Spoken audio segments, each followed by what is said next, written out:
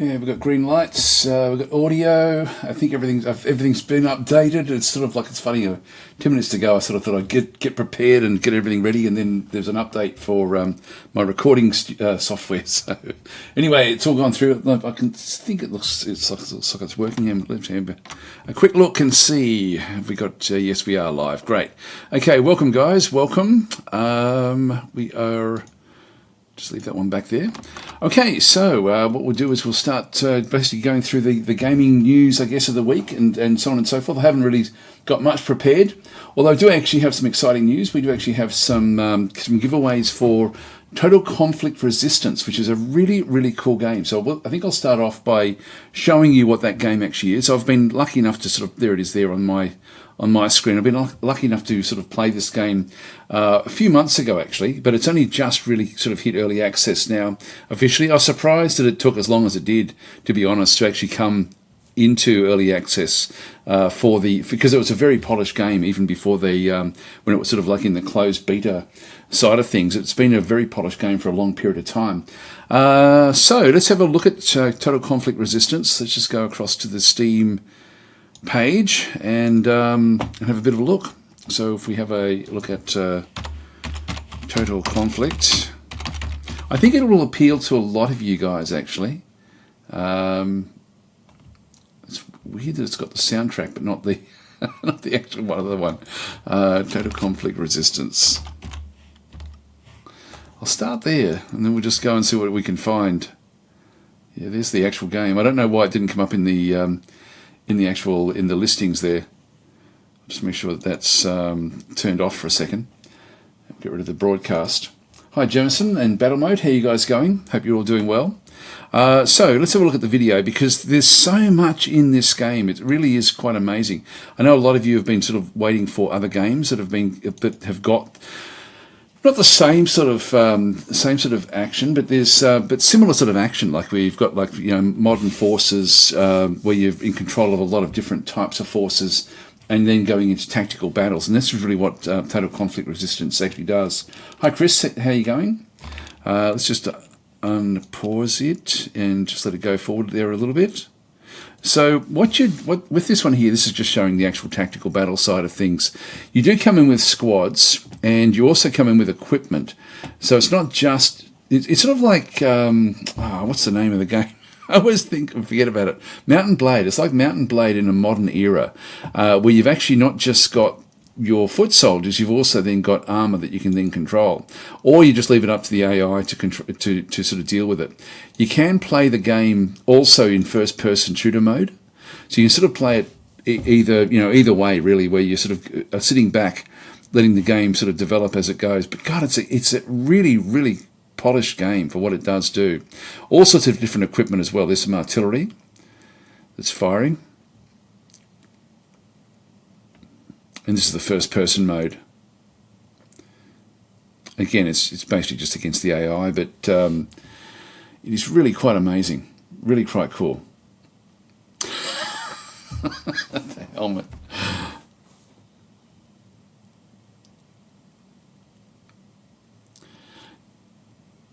Yeah, you don't have a shaky cam. I think that was just a bit of editing to sort of show what goes on.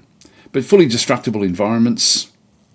God, I don't know how they stuck on the back of that, going that wildly. They must have Velcro on their bums, I would guess. But no, it's a really, really amazing game with what it does do. Lots of explosions, lots of bullets. And if you're the character that you're playing with the first-person shooter style of things, if that particular character gets damaged, then you really can just sort of flick across to somebody else as well. So it's but it's really, really well done. That's just the battle side of things. If we just press escape, have a look at a few of the other things.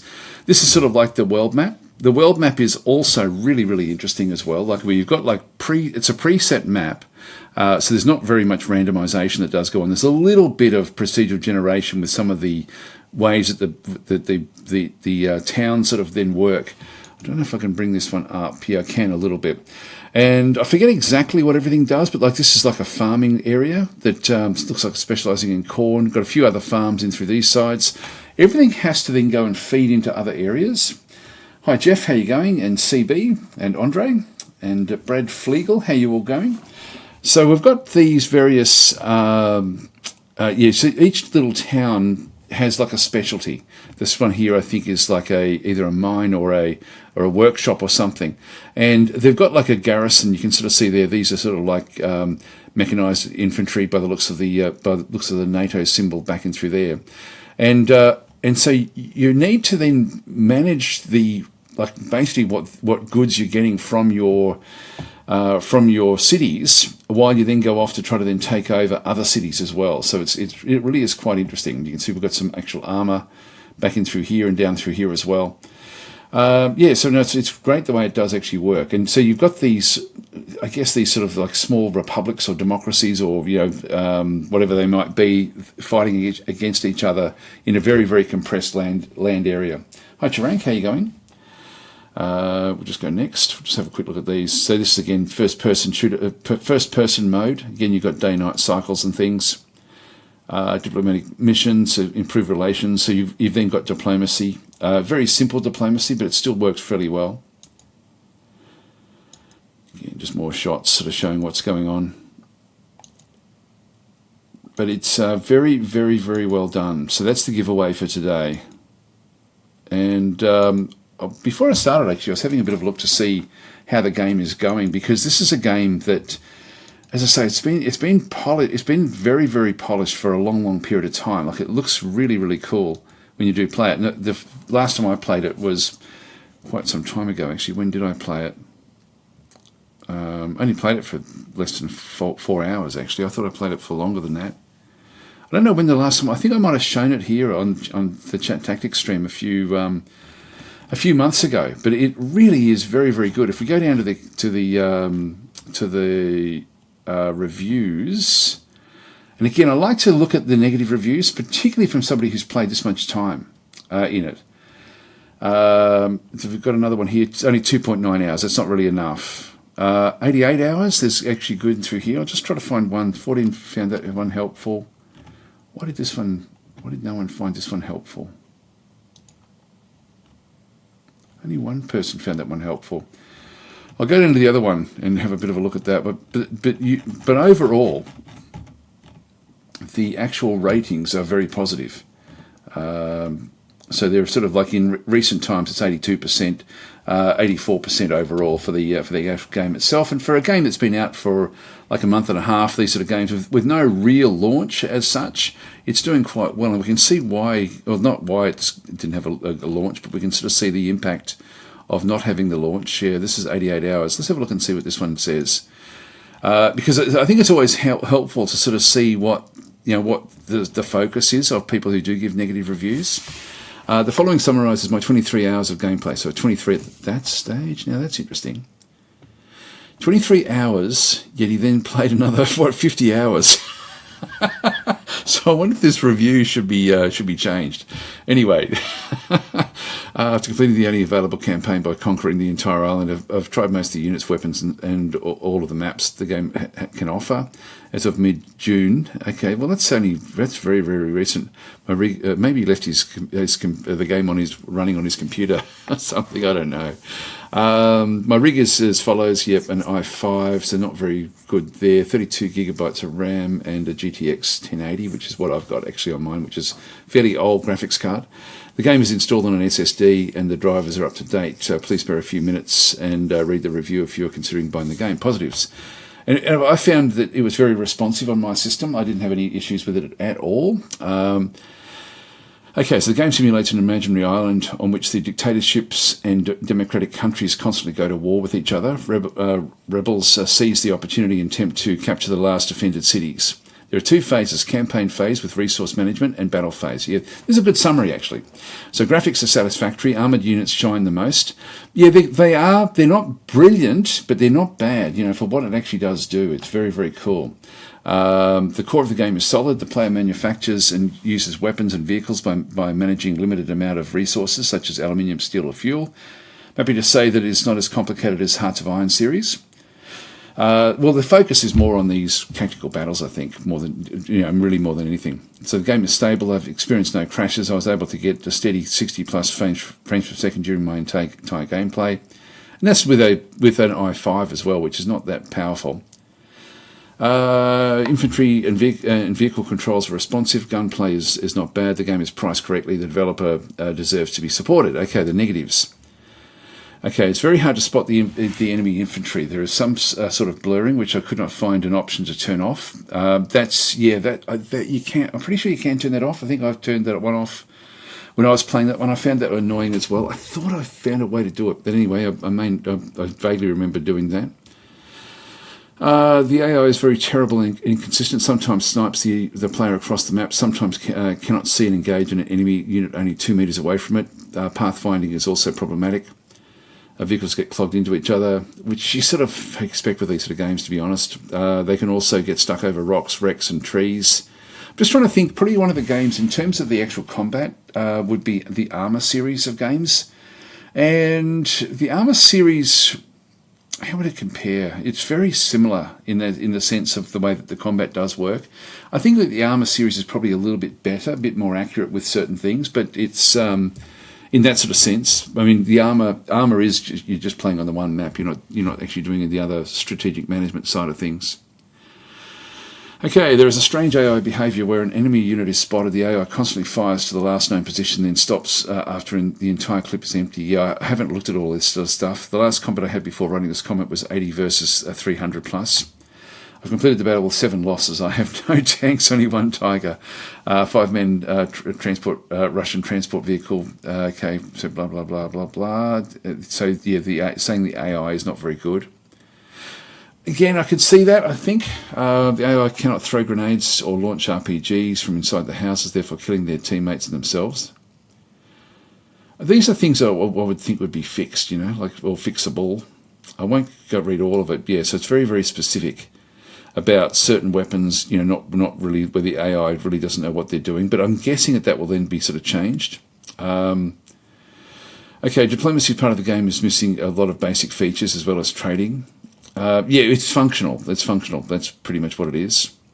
Not enough maps. The game becomes repetitive very quickly. Well, it's sort of one of these games where, that's like Mount and Blade. Mount and Blade. That's what you get. You get your mix of forces, and then you're sending them in the same sort of style all the way through all the time. Okay, campaign management part of the game requires a lot of work. I hope the developer does not waste any more time trying to model 5 more AKs, 20 more pistols. Yeah, so inventory management requires quality of life changes such as grouping of items.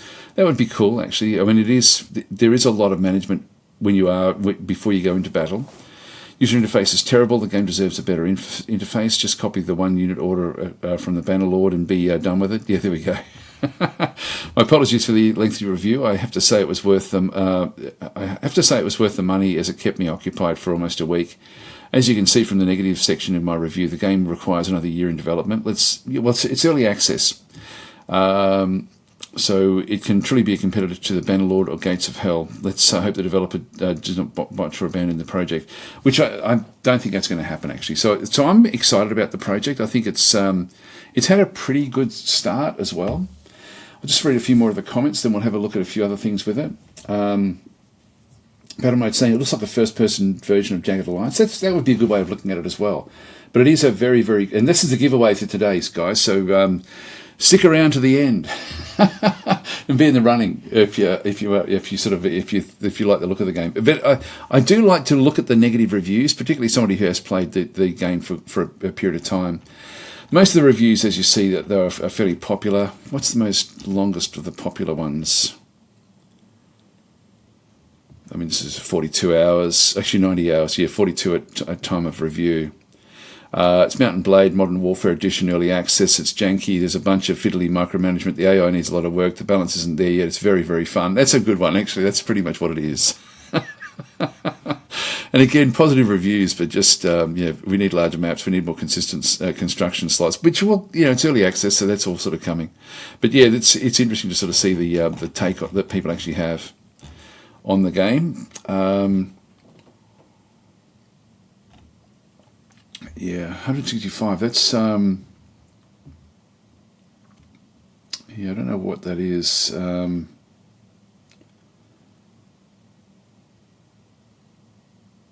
it doesn't say why. It doesn't give the reasons why. So I don't know what's happened there. Quite often when you see things like that, it's sort of like there's been some sort of personality conflict or something. I don't know. Anyway, I'm just speculating there. God, this is 1 hour. It's a good game. Anyway, it is a very interesting game. It will be in development for a long time. It is early access. Yeah,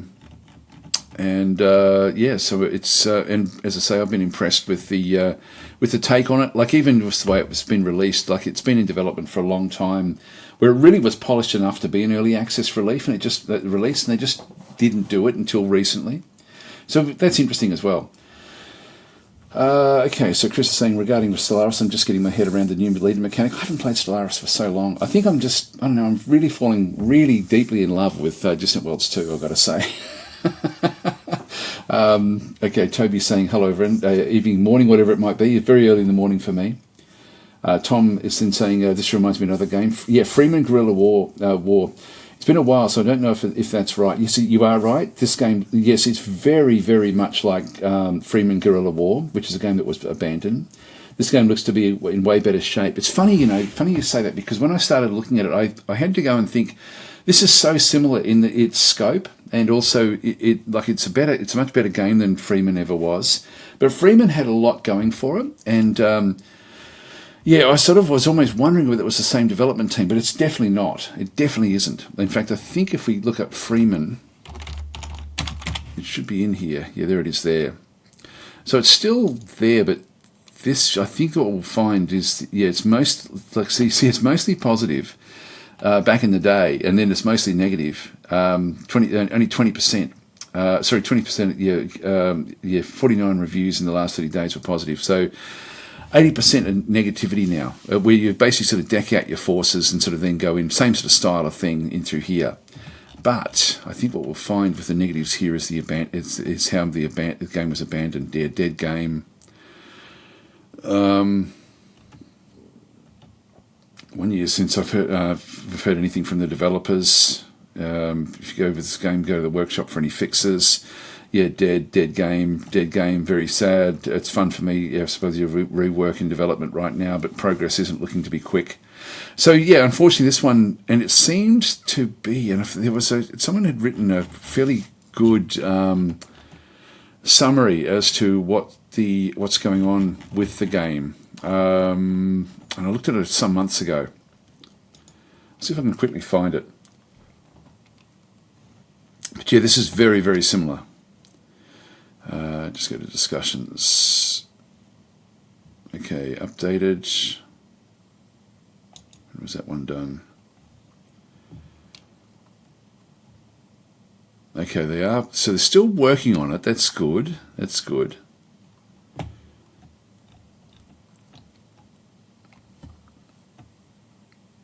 Yeah, I'm not sure what the go is here. Anyway, we won't get stuck into it, but at least it looks like it hasn't been abandoned.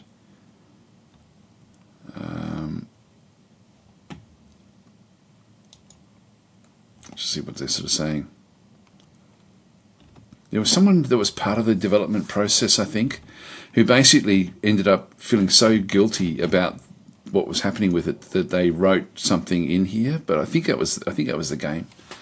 But I can't. I would guess if the devs are back, sort of, curating the discussions, we won't find that post. But I'm pretty sure there was a post there from somebody who was it wasn't actually on the development team, but very, very closely associated with the game. And they basically had come in and said, look, I'm really, really sorry, but no, you've got no information. But it looks like there is information coming back, which is good. So hopefully they do keep the information coming, and then they can hopefully resurrect that particular game. So anyway, that's Freeman. What we might do is let's have a look and see. This is actually the charts of the launch of Total Conflict, which I had a look at this before we sort of just came in, and actually I'll come back to that in a minute. I'll just do a bit more of the comments. Otherwise, they'll end up going off the top of my screen. Yeah, Tommy, so you're right. And then Jamison saying, yes, I had the exact same idea. However, Freeman Guerrilla Warfare has been discontinued by the devs, if I'm not mistaken. So it looks like they may be sort of slowly doing a little bit in through there. Hi, Darksun, how you going? Toby's saying, perfect timing to have this on the second screen while trying to get a few Shadow Empire turns in. Jamison saying, yeah, armor gets a lot more complex because of its simulations it runs, so bullet penetration, vehicle mass, etc. Yes, and armor really is almost... I think it may even be used as a where they've got like a professional version for military. But armor is pretty cool. Probably not as detailed as combat mission. Combat mission is armor is essentially is like a first person style game, but or can be a first person sort of style game. But and whereas combat mission isn't. But combat mission certainly does model things incredibly detailed, whereas Total Conflict Resistance doesn't do the detailed modelling, but it's still a very, very fun game. Trank sings, I watched some LPs of this game and couldn't see any enemies as my eyesight is getting worse with age, so no game for me. That's the I think when I was, because I'm in the same boat, and I think when I was playing it, I was having trouble in certain areas. What I did was I just let the squad do its thing for a certain amount of time, and then I would take over a unit to do something very particular. But yeah, you're right. Like you take over someone, you come and sort of hide behind something, and then get shot in the head. It wasn't like it does take a little bit to get used to. So Battleman saying, I don't think a 2-layer game like this needs to be as good as simulation. Yeah, I agree. But Doc's saying, hi Daz, did you ever play Star Traders Frontiers or consider doing so? I don't know that one. I think that's been mentioned before, but I can't remember. Sorry. I don't think I don't have it. Pretty sure. But I'm saying these games are hard to get right, and they take a lot of work. Mountain Blade Warband took literally years to polish, and it's still a buggy, janky pile of crap, and still one of the best games ever. Yeah, Mountain Blade is a very special game. The first one that came out, like I did cover that when it was. I don't even know if it was before it was released or something. I love the idea of it, and it was just one of those special games, isn't it? Like the Mountain Blade franchise. And so Miguel is saying Mountain Blade is awesome, one of my favourites after Shadow Empire, of course. And Chris is saying I like Disneyworlds too, but the music in Stellaris is just so immersive. Look, as I say, I haven't played Stellaris in such a long time. But I'm saying, I played the hell out of Warband, even with Bannerlord out. I still go back and play Warband, especially since I play it on a potato. And Chris is saying I'm still one of those nerds that collects and listens to game music. That's cool, actually. I was watching a really interesting video the other day. What's the name of the group? It had a lot of views on it, but it was actually to do with the sampling of music and sort of how the early days of the Amiga and stuff like this, where music was being created for those systems, and they're still being created now. And it was really, really well done. I can't remember what it was. It was on YouTube, and I can't think of what the channel actually was, because they've got some really interesting old game content, old system content, but this one was on the actual music systems, and I forget what they're called, like tracker music or something. I forget what it actually is. I've never heard of it before, but certainly, like when you like in the old days, if you sort of ended up getting some sort of like key gen or something like that have this sort of like this MIDI music that would then play, and apparently all that came from that era. It was quite funny to sort of hear the differences of what actually does go on and how the history of those sorts of things. It was very, very cool video. Anyway, I'm sort of going off tangent here. Total Conflict Resistance, how did it launch and what's going on? So at the moment, I'll just do a refresh and see how many players are in game. Yep, still 229. In the last 24 hours, we've had about 300, which is actually for this sort of game that came out with no real, nothing much sort of really going for it. Like there hasn't been a lot of press about it. There's been no real information about the game, so it's interesting. All-time peak was 665, which is low for a launch. So when you're thinking about an actual launch for game, it's actually fairly low. And if we have a look at the over time, like it launched at the end of April, so it's only really been like a couple of months, really. But even so, that like most games launch with a peak and then like a much higher peak, and then sort of trail right off. Whereas this has been fairly consistent right from the very, very start. Like that's your launch number of players right in through there. But after that, it's been a very, very, which is actually shows you that the game is, people who play the game like the game. Like it's not a game that people are excited about before it launches and then all of a sudden they're not excited. So that, for me, that actually speaks a lot, actually, with what that one does. Now, can we compare?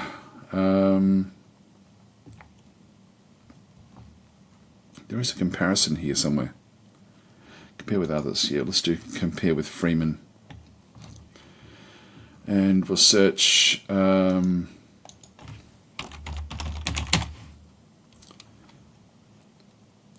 we'll add that one in.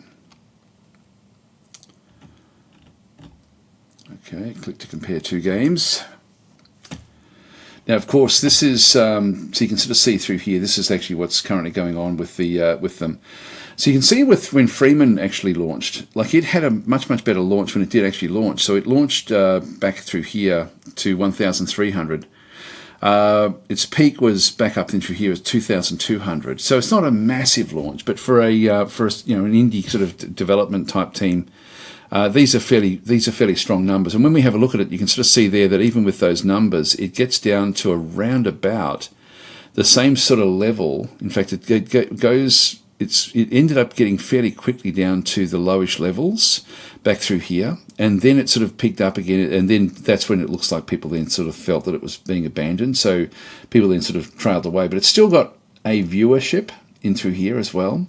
So we are tracking down with, of course, total conflict resistance. But it's interesting that I'm sort of surprised that nobody's really come across total conflict resistance, because it really is a special game with what it actually does do. There we go. Tracker music, says Ben. Yeah, there we go. So battle mode. It was about the demo scene. I forget. It was tracker music. It was actually I think that actually was called tracker music. And it says, yeah, the C64 and Amiga demo scenes are amazing. And apparently a lot of the musicians that actually work in games actually come from that era. And Battlemode is saying, program genius is constantly pushing 40-year-old hardware to the limits, yes. And Chris is saying, yeah, I have to agree with you there. And Battlemode is saying Gen 2, is it? Gen I? I'm not sure what you're referring to there. Geniuses, or Genie I, okay, I'm with you. And Tank Goes Boom is saying, my man, you got me hooked on Carry Command ever since I've loved watching your content. Keep up the good work. I've got to talk to him about a few of these things, actually. I've got to Carry Command. I've been talking with my contact at Microprose, and I went through a few of the things. I'll divert across to that. I'll give a bit of a plug to Microprose. I mean, God, what an incredible. Actually, before I do that, before I get into Microprose, I've just noticed on my screen here, I've got a screenshot to share with you. Now, if you remember, now I'm not allowed to show airships because I've got the early release version of what's coming with the DLC with that. Can I turn it off? Actually, what I'll do is I'll do it through here. If I go to airships. Yep, so we'll just go back into this one again. God, I'm all over the place today, all over the place. So, but there's there's some exciting things on the way. So, and I'll then talk a bit about the Microprose things with Carry Command. Remind me if I don't get there. I'll just go back to Steam. Welcome to Steam Powered. And we were going to look at airships. Now, this is an incredible game. Absolutely incredible game. So you can sort of see it's overwhelmingly positive. 95%, very positive in through there as well. Like these are big numbers, and I've been playing this a little bit. I'm now testing, or sort of just getting used to the new DLC, and that's going to add a whole other layer to things that are actually going on there. So I was talking with David, like the developer, about with what was going on, and I've been like as you may know, I've been on their case about the lack of a ledger for the actual, so you can actually manage what happens on the ground. Actually, I might just go and open up one of these things, just see if I can find one that sort of shows the problem or potential problem. No, that's about as close as we're going to get. I mean, the game is like there's a conquest style of, in the game, and if we just go and open this one up, it's very hard once you start to expand your empires. Sorry, I can't show it any bigger than this. Actually, let's show up. Yeah, there we go. So when you're actually playing the game, you've got essentially you've got these like your towns. You've got your airships. It shows that there's a fleet at this particular town. It shows the sort of gives you a bit of a feel of the size of the town, just visually. But one of the problems is if you get raided or attacked, or if you attack anyone else and take over a town, there's actually there can be damage to the defences, and you can actually have 0 defences on a fairly big town and not even know about it. And so for me, a ledger was really important to be able to then sort of find exactly what you need to be fixing up.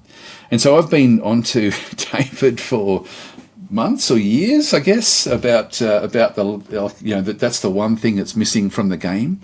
Anyway, he said probably a week ago, he wrote and sort of said, look, don't expect anything too soon, because it's it's something he just hasn't got onto, and he's now sort of focused on doing all of this other,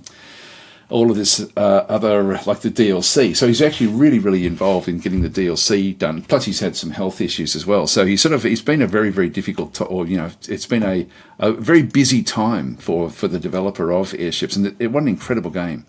Anyway, he then sent me through just a couple of days ago, and I asked him, am I allowed to show it? And he didn't reply back. So I'm going to treat that as implied consent, if you know what that is meaning. Implied consent is when if you because I'm a lifesaver and I sort of do CPR and stuff like that. The CPR, you're not allowed to do CPR on somebody unless, or you're not allowed to do first aid on someone unless they actually give you consent. But if they're unconscious or if they don't respond, then you do have what's called implied consent. So I didn't get a response back from David, so I'm just going to show what he's doing. Let's have a look and see. So this is actually I can zoom in here a little bit.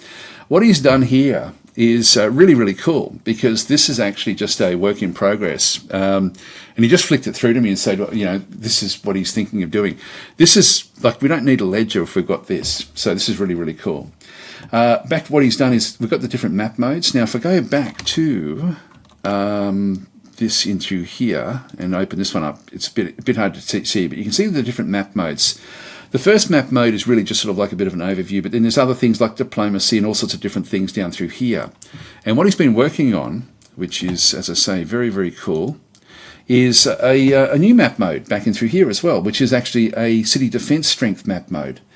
And so it shows what's good, decent, weak, or damaged. So you can sort of see when there's been damage done to something, but you get an overview immediately for your defensive structures of what's going through, or no defences at all. So, for example, Cap Bridge has got 0 defences; they've all been completely destroyed. If there was defences in here that needed attention, we then see the damage symbol sort of running through the back of the actual map. So this is perfect. He's doing it absolutely perfectly. So this is really, if you play Airships, this is really exciting. Just from my side, this is as big as the coming DLC. So I'm really happy to see that. I don't know when it'll come into the game, but he did that in just a couple of days. So it's just from when we were chatting, it was literally went from me bitching about the lack of a ledger to him sitting through that and sort of said, oh, check this out. So anyway, I thought I then wrote back and said, am I allowed to show you guys this today? And he didn't reply back. So I'm using, as I say, implied consent that I'm allowed to show it. I've got no idea when it'll come into the game, but anyway, that's really cool. I really love this, actually. This is going to be such a game changer. And this does everything that you need from a ledger. The ledger is, because the airships themselves, you can't see it here, but if the airships require attention, there's a little symbol that goes next to the airships to show that they've been damaged, just on these sort of over symbols in through here. So, the game itself has got everything you need is here. This is perfect. It's you don't need a. In fact, I love this as well. It's better than a ledger in a lot of ways, for the simple reason you can very quickly see exactly what's happening. Plus, you've then got just how, like an indication of how strong the actual defences actually are as well, which I think is just brilliant. So anyway, it's the game just gets better and better. It really does deserve the those accolades that it gets on Steam here, these overwhelmingly positive accolades. It really is deserving of that. Great game. All right, anyway, that's another bit of news out of the way. I do want to show that because that, for me, is super exciting. By the way, we do have a date now on the coming DLC, Airships, Heroes and Villains. I think we've got a date. Oh, release date 2023. In that case, I better not mention anything about next month then.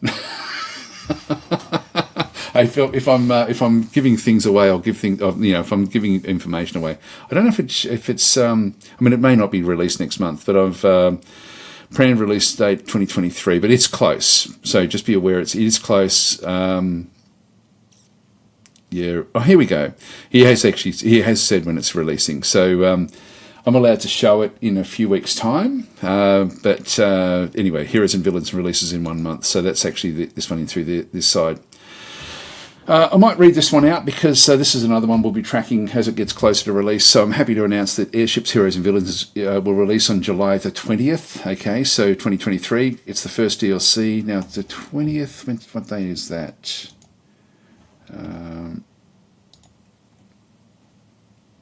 So it's a Thursday. So Friday for me is when that will be. That's okay.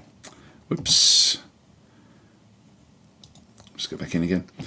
Okay, so in Heroes and Villains, you can recruit commanders to your airships and governors for your cities and use their special abilities to conquer the world. Now, I've been playing this a bit, and shouldn't really talk about it, so I won't talk about it. But it's very cool. Like it's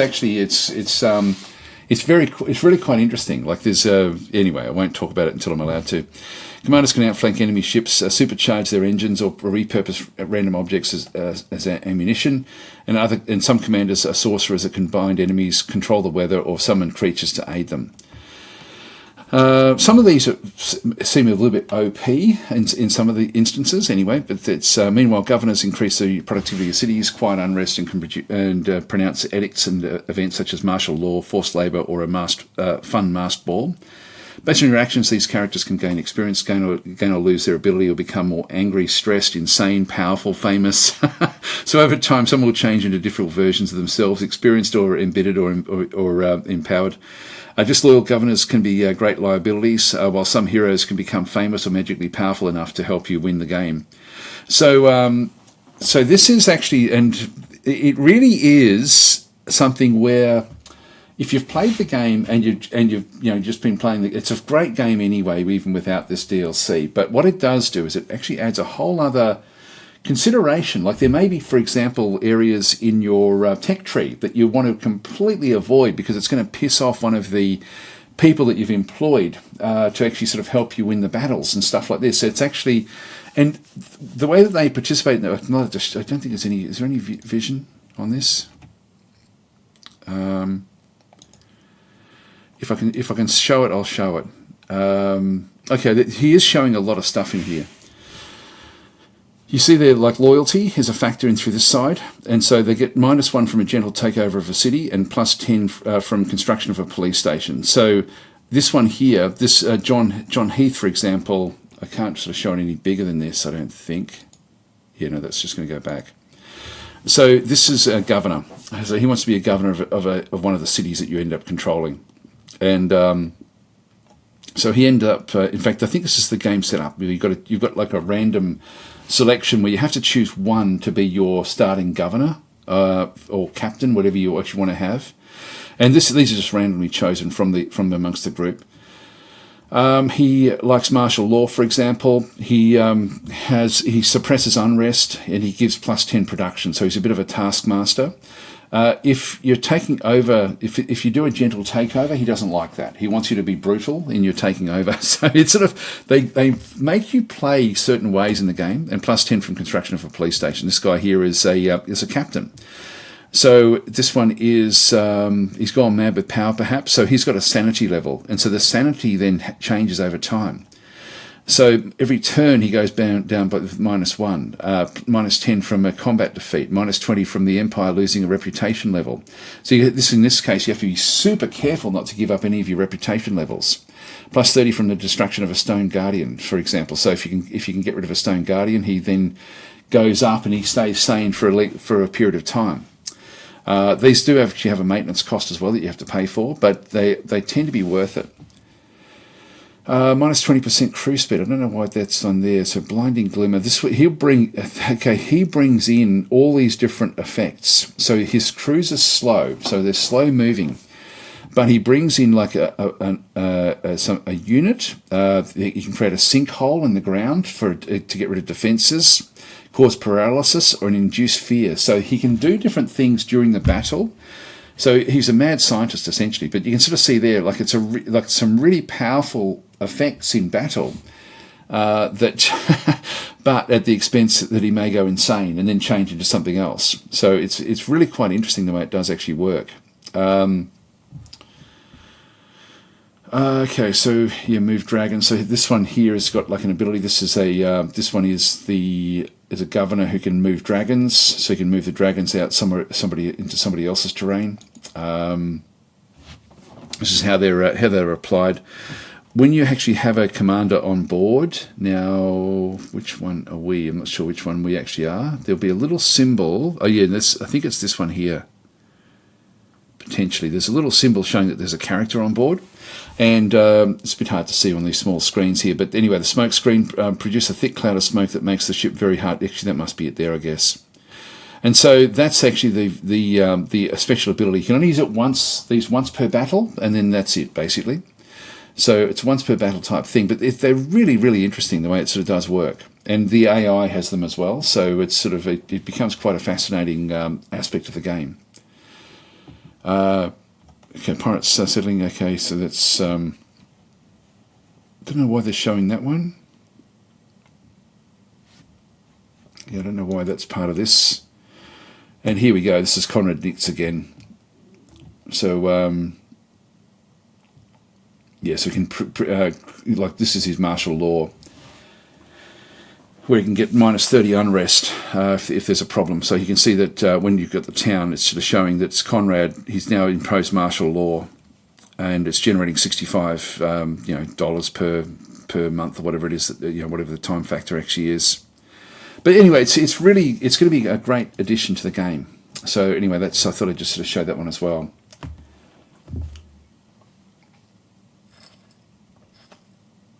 Okay, so I'll go back and talk about. We'll get to carrier command, and we'll talk about microprose. Let's go and I don't know if we can look up microprose in here. So just go to the flight collection. Then we'll just choose on microprose in through here. Just get their list. So microprose back in the day had some amazing games, like Master of Magic. God, I can't even think of all of them. There's just so many of them. God, what did they do? Were they even the first Civ? Because a lot of gaming companies are sort of split off from microprose, and then microprose sort of went like they disappeared for 20 odd years, and now they're back, getting bigger and better than ever. Which is fantastic. They've got some great games. Now, one of the David, I don't know if he's in the chat, but anyway, the contact I have with microprose was saying that crossover is something he's having a lot of fun with, and it's not like how sometimes when you're dealing with people from companies, they feed you a bit of bullshit, and like the contact I have with microprose is not like that at all. He really he's very, very open and honest when we're talking about stuff. About what he likes and dislikes. Anyway, he's really, really liking this little game called Crossover. It's not for me, but I thought I'd actually mention it because he thought like it's one of these very, very quick little games. I might even play it just so you guys can actually see it because so it's coming soon. It's currently in the Next Fest, which I think just expired an hour ago. So I won't go through there. So VQSA Winter Summer Sale, Daz. I've got no idea.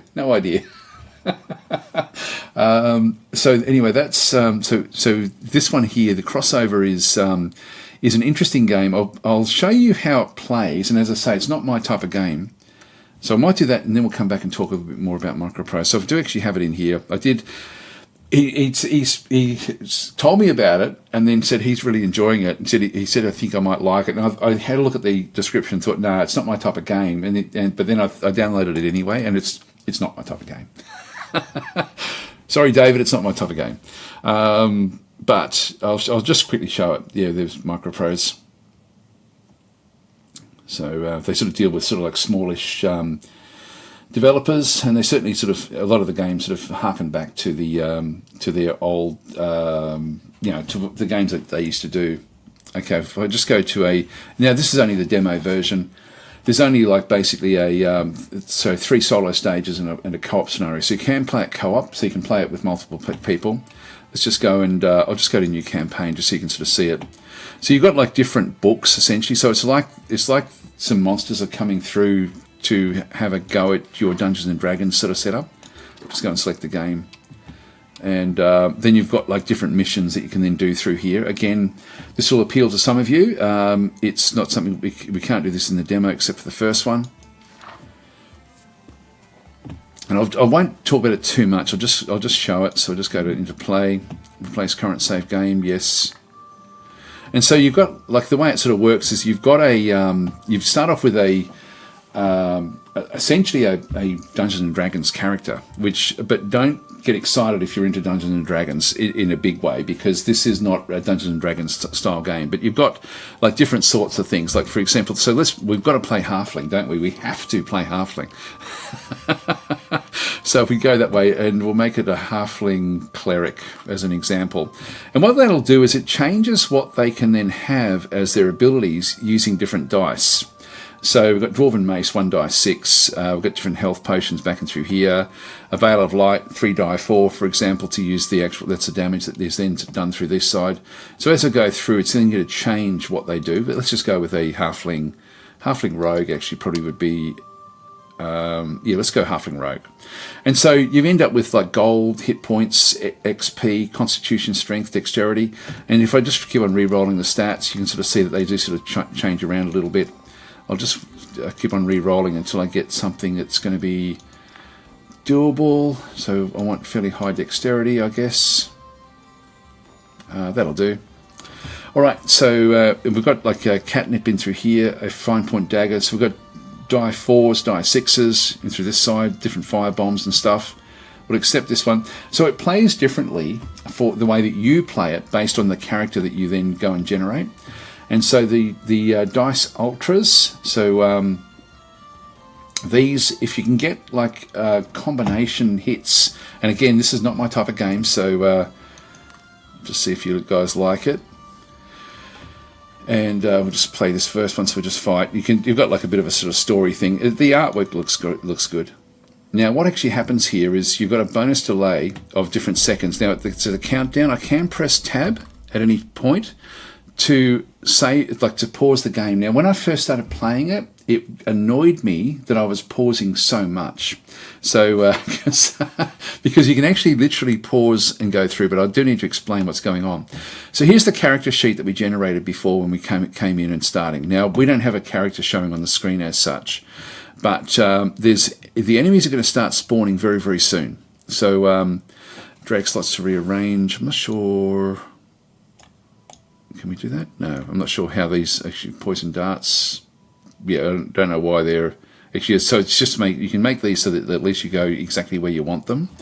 You can employ mercenaries if you've got enough gold, and through this instance. And what you have to do is you just got to basically line 3 of these up. So just having a quick look at these, we've got like the D12s in through here.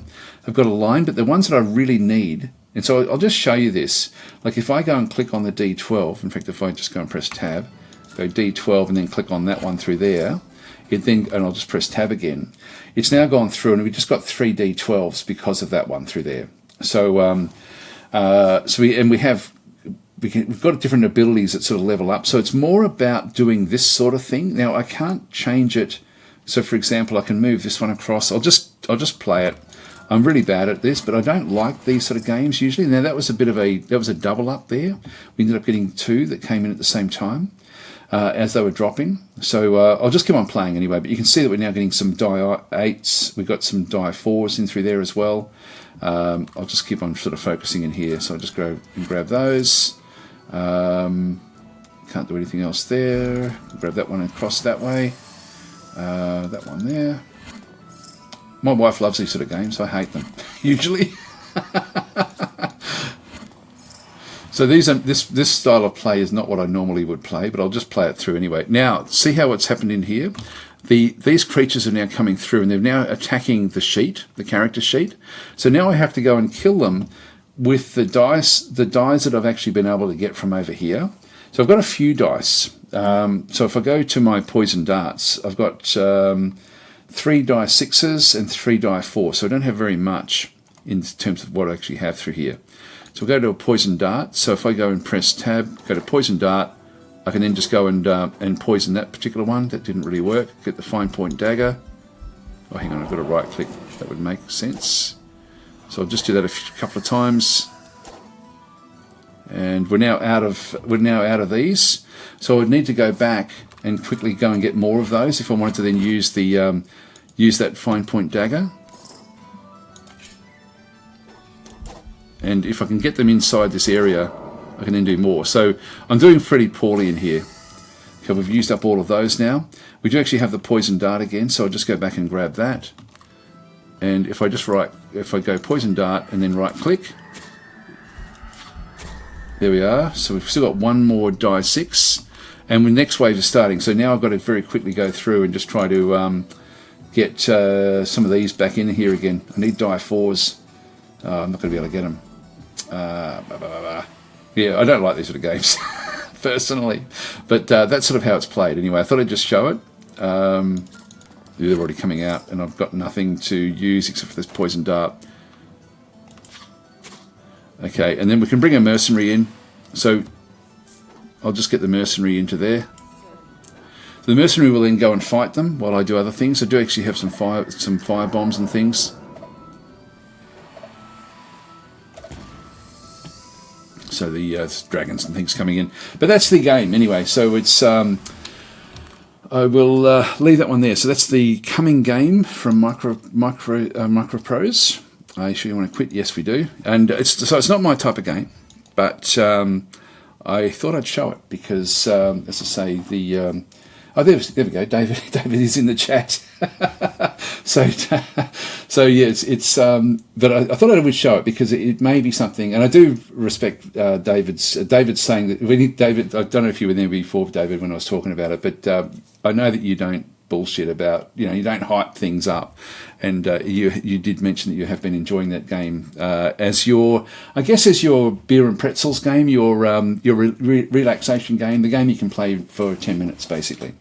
So anyway, let's talk a little bit more about David. Actually, because this whole Microprose section started off with a comment about carrier command, and he never answered the question, and that's what I was going to get back to. So I'll just go back through because we had a discussion about a fair few different things, but the one thing I had. So we've got Second Front. So we'll just go through basically the different games that are coming. So Second Front, there is actually a DLC that's coming. Now I forget when that one is coming. It's on its way. Bully Beef and Biscuits, yeah, which is coming soon. So I'm really looking forward to this. So, but I can't. There's nothing there I can sort of tell you about when it is coming, but it is coming soon. And so that's going to sort of then add in a whole lot of other, like more desert type warfare and things like that. I won't spend too much time on that one because we don't have any actual detail on that one. Now we've also got the Carrier Command 2. I love the game Carrier Command 2, and that was where it sort of started with this comment up the top there, which has now gone off the top of my screen. But Carrier Command 2 is an incredible game, and it's just getting better and better all the time. It's got it's very positive in through here, 80%, 96% in the last 30 days. That's really amazing sort of numbers. It's a game you can play single player, but it is really cool fun playing it as a cooperative game. The one thing, then this is where I had actually, with David, we had a lot of dialogue going back and forwards with some of the emails that we were sending. And the one thing I was actually wanting to know is, will they ever make it so that you can play without any AI carriers? Because that's the one thing I find annoying in the game. I actually like the puzzle aspect of taking on the various islands. Like this is one of the islands that we sort of see in through there. I might just bring this one up. So I really enjoy the taking over the islands, but I don't enjoy going like having the AI carrier, because the AI carrier sort of cheats. It becomes more powerful than you are. It ends up taking over half the map very, very quickly. So it's sort of one of those things. I like playing it with it turned off, and the only way to actually play it turned off is to basically go in and start a multiplayer game and then quit out of the multiplayer game and then make it a single player game with the other multiplayer carrier not being used. But it's a very, very cool game. Like, it's an amazing game. So if you haven't played it recently, maybe have a look, because there's been a lot of updates to the game in recent times, and it's a game where it's a flight sim, but you don't really need to be doing the flight sim stuff yourself too much if you don't want to, but you can. So it's and also if you are playing it cooperatively, it's really a really amazing cooperative game. It's one of these games that I didn't think I'd enjoy this one, but I absolutely love it. And so anyway, then there was the comment there that was a bit earlier as well. Where was it? In fact, actually, where did we go? So we've got yeah, so I'm a fair way off. I'll just go through the comments from that one. So Tank was in saying, my man, you got me hooked on Carrier Command ever since then. I've been loving watching your content. Keep up the good work. No, it's a really, really cool game. Really cool game. Except for that AI carrier. So I've had really good wins this week with a lot of different things. The fact that Airships is now putting that sort of that system in, like a pseudo ledger, is a big win. So hopefully, if like with David being in and listening in here, that we end up with some news about the about turning off the AI. Because the reason I thought that it would actually, the reason I thought it was going to be turned. I was so excited when I saw this. Yeah, major update. The carrier fleet update. And when I saw that, I thought, oh, great, we've got it. But no, it isn't. They've improved certain things. Okay, so the patch includes some very important changes, including fix how we build memory, blah, blah, blah, blah. Where is it? There should be a, it's only patches. Oh, here we go. This is the carrier fleet update. So get ready for multiple carriers per team, HOTAs, control support, air support, cannons, and more. So it's, again, more geared for the multiplayer style of thing, where you can actually play cooperatively now with teams of the same, of carriers together. Actually, that's something I'm going to have to try, because I've had a lot of fun actually just doing live streams and having people, like you guys, just coming in and actually playing with me with the game, and that's been really, really cool. It's a lot of fun. Like, it's been a lot of fun, and to be able to do that and have multiple carriers now, where you're playing cooperatively, where you're coordinating different carriers across from each other. I haven't tried that yet, but that does look pretty cool. But I actually assumed that this would also then bring in the option to turn off the AI carriers. And it doesn't. So yeah, I was sort of really hopeful of that, because that's the one thing about the game I really don't like. Okay, we've reworked controller support, so now there's a new controller bringing options as well as absolute mode for throttle inputs. This means you can set up your HOTAs. I don't know what that is, to be honest. Air support, we've added a new turret specifically for aircraft. It's funny, because when I'm reading that, I'm thinking, oh, do I pretend that I know what they're talking about? Because probably all of you know what that is. I've got no idea what a HOTAS controller is.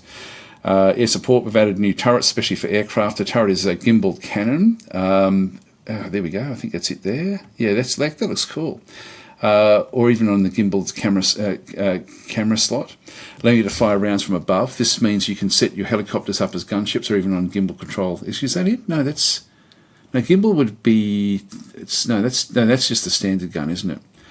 I think. Anyway, that's all the different things that are in there. So we do actually have a lot going on with Carrier Command, except for that one thing that, and I did actually ask David, but he didn't answer the question. So maybe we'll get some news on that one.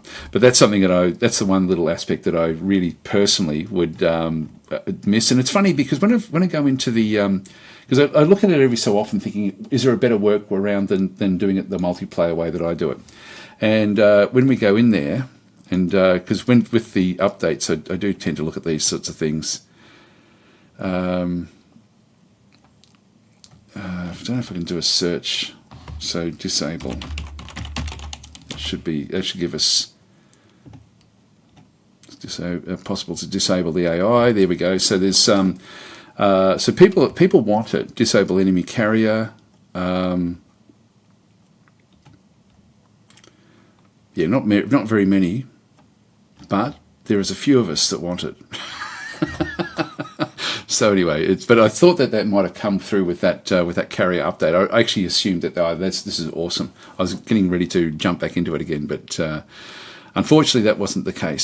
So anyway, that's where we are with carrier command. I'll just read a few more of the comments, and we'll keep on going back through some of the other Microprose games. Actually, again, amazing games that they've actually got in their library. Now, what did we get up to? Just going back to the trackers, which is the trackers music as a way of sequencing, triggering multiple samples of MIDI notes using a series of looping tracks. Yeah, it's pretty amazing actually. Jerry saying hi from New Jersey. I'm guessing NJ is New Jersey. Des, I've not seen you play Field of Glory Empires in a while. Will you do a playthrough? Not Empires, but I'll definitely be playing Field of Glory Kingdoms as soon as that becomes available. Now, the Field of Glory Kingdoms is now been pushed back to next year, so I don't anticipate that I'll get a copy to show that one until probably early next year, maybe December. But it's not. I thought the original plan was to try to get it in around September or something this year, but it's now been pushed back to next year, is my understanding. Especially since Kingdoms is around the corner, and you might know more than us about it. Well, that's all I know, and that's only from watching the live streams on like the Tea Time, the Slytherin Tea Time live stream. They do sort of keep up to date with that every so often. Also, there is a Discord, and I'm part of that Discord, but I don't actively look at it very often, and it doesn't tend to give you much information. It's more just going through what the development's happening with it. Okay, so Tom is saying Microprose was a huge name for me in the classic 90s era. I really like Carrier Command, and that team has been plugging along there, doing good work to improve it. Sea Power is the game I'm waiting on. I don't know that one actually. We'll have to have a look at that one. Okay, so Tanko Boom saying airships looks incredibly interesting. If you give the thumbs up, I'll give it a shot. Yeah, absolutely. In fact, that game there would be a perfect Microprose game. Actually, airships would be so cool in the Microprose. As a publisher, I reckon that it would be a really good mix. Microprose and airships. I don't think that would happen now. I think airships has been out for way too long, but it's it seems to be sort of pretty solid there. But that would have been a really good mix, I think, with what airships actually does. It's in fact, I'm just thinking that the Microprose games, it would slot in perfectly amongst the other Microprose type games. Hi, Sorbical. But I'm saying, and they'll be warning to all potential developers that DAS is a strong, independent wildman that don't need no DNA. I don't know what you mean with that one there, Ben. I need to play airships again. The combat and ship design combo in it is so damn good. It really is amazing. It's an amazingly good game. And it's one of those games, again, there's certain games I can play and just enjoy, and airships is one of them. And I don't do it enough, but I do really enjoy it. Whenever I play it, I really have a great time with it. Okay, now Darkson is saying XCOM UFO defense. Now, there is some news. Actually, we'll just sort of zip off again, off on another tangent. If I middle click, I can bring up this one through here. Xenonauts. We now have a date. And I'm not allowed to talk about it, but 18th of July, it's coming. And I literally got the key for it today. So I've been playing it before I came in here. So I'm already halfway through one mission. What an awesome game this is going to be as well. So this one's this is coming on the 18th of July. So just be aware of that one. Yep. So Hugh was then saying, when's the Steam Summer Sale? People were saying it should be about a week's time, but I don't know. I've got no idea when that actually is. Bannermate saying, yeah, Microprose equals Civilization, Master of Orion, Master of Magic, all three of the core 4X strategy something genres. I'm not sure what SU is, but yeah, it's and XCOM. Yeah, of course, XCOM UFO Defense was a Microprose game as well originally. So yeah, they had an incredible pedigree. Plus, they had so many other games as well. Just amazing what Microprose actually had way back in the early 90s. Yeah, so Bannermate saying Microprose did a lot of great flight sim games as well, and a bunch of military sims. Really interesting company. Yes, yeah, it is, and it's fascinating what they actually do. Anyway, Xenonauts is sort of like an XCOM style game, which is coming out. So I did want to mention it's on its way. We now actually do have a date. I know there's been a lot of discussion about the state of the state of the development of the game. There will be some things in it that I think. People may be. I'm just trying to think of what there is. It's going to be coming into early access, and I'm happy with that. I'm liking what I'm seeing. I really can't talk about it, actually. I better shut up. I'm saying nothing else about. I'm going to get rid of that one because otherwise I'll start saying things that I don't have implied consent about that. I've got explicit instruction not to talk about it for a few weeks. So but it is now on Steam, and it's giving you a date. So we now actually have a date for Xenonauts. All right. Anyway, back to Microprose. Let's just go back to the list of games. So yeah, actually, Combat Arena just had an update as well this week. I think it was. That's a game that I don't play it much. I've got a really old Thrustmaster joystick. Actually, I can't even bring it around. I think it's... Oh, there it is. Yeah, I've got this really old Thrustmaster joystick, which is the only joystick I've got, and it's probably... It probably is a circa 1999 or something. I don't know how old it is, to be honest. It won't be that old, but it's an old joystick, and so I plug it in for playing those sorts of games. But I don't know if you need to... I've got to try this again. I've got to try this one again because I really enjoyed it a lot. In fact, let's have a look at this one again as well. This one has got, you can see it's very positive. Again, 90%, 96% there. So we're looking at a really, really cool game. I just don't know if you can play it easily with a mouse. So it's a game where you've got like a bit of a hybrid again, where you've got like a strategic layer and then a flight sim on top of that. It's mainly about the flight sim, but you do have like ground combat, all sorts of different things. I don't know if it'll sort of show it in through here. Let's just go to these sort of screens. Just go next. Yes, that's the flight sim side of things. Is it going to give us... This is all just flight sim stuff. But you do get to control ground forces as well. But I'm not very good at it. There we go. But I don't think you actually get to drive as them, but I can't remember. It's been a while since I've played it. Yeah, this is where you've got to then sort of send your ground forces in while you do the flight sim side of things. So if you're into flight sims, even in a small way, you might want to have a look at this particular game. Particularly if you like strategy games as well, because you do actually have, as I say, that sort of... This is your ground forces now sort of streaming towards objectives and things. So, yeah, that's the database of equipment that you've actually then got. Anyway, that's Tiny Combat Arena, and it's one of those. If we have a look at maybe one of the, let's have a look at the negatives, because again, you've learned so much more from the negatives than you do from the positives. Sorry, David. Half hour, not really worth it. God, there's no negatives. Well, that says something as well, actually. Even that sort of does sort of give you an indication of the quality of the game. It's only 3 hours. This one's got 45 hours. Let's have a quick look at this one, just a quick skim. TLDR. So TLDRs should go at the top, not at the bottom. Just as a point of accuracy there. Game is great. It's not dead, and content is definitely coming. If you don't know what an early access is, do not leave a negative review, especially after just 1 year. Yeah, so is it still in early access, or has it actually now been released? Still early access and still getting active development. As I say, I'm pretty sure there was, yeah, June 12th. So we've got a patch in through here where we've got extra, yeah, full change. I won't go in, actually, yeah, we will go there. It's within Steam. Change log. So there's a lot of things that get changed in here. I haven't played this for such a long time. But I've got to try it and see if it will play with my mouse. I really hate using that joystick. In fact, I hide it behind my second screen. So I've just done that again because I don't really like seeing. I don't like that particular joystick. But of course, those sorts of games do play better with the joystick. Whenever I play a flight sim, I actually end up sort of leaning like this when I'm playing, sort of fall out of the seat. Anyway, that's Tiny Combat Arena.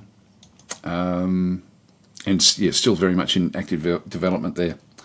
Okay, we'll just go back out. So that one is definitely worth watching.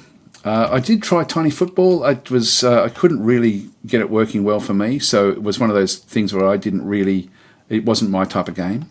I haven't tried Drop System Breach. Again, it probably doesn't really look like my type of game, but again, you can see very positive reviews. What else have we got? War and I. This is a good game actually. This is one that I did cover back a fair while ago now. But this was a very interesting game, and this is another one again where you've got like there's more in it than what it looks like. So that one's a good one. Mech Engineer. It was too complex for me. You can see it's got mixed reviews in through that one there. It's very detailed, but it just wasn't again my type of game. Then we've got the old games like Flying Fortress. I remember this back in the day. Like this is just a remake, basically, I think, of the old Flying Fortress, and a lot of these will be that one. There's the old Carrier Command. That's the original. So even though it's been re-released again, and so a lot of these are just going to be the old games. Open Wheel Manager, no idea what that is. Now there was one that Tortuga Power really loves, and I haven't played it. Yeah, Arms Trade Tycoon. Yeah, Tortuga Power. You can see there his name. I'll just click on it. So it's coming soon, but he really, really likes this game. There he is. So he's actually already got it. And if you don't know Tortuga, check out his channel. He's got some really cool videos. He does a lot of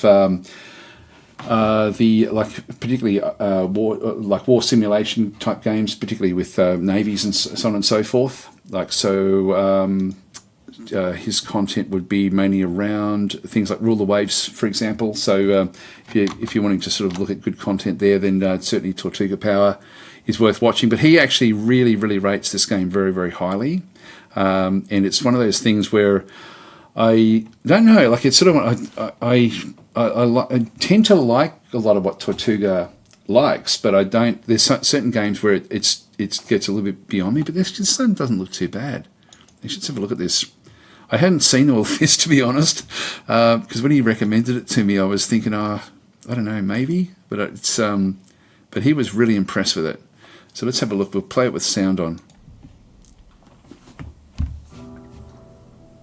Tanks. We have played tanks in the arcade. Simulators, strategy, and even RPG.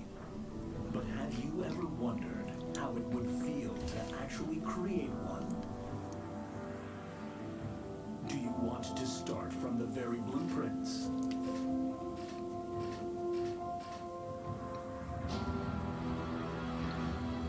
Or create a tank by learning from the best?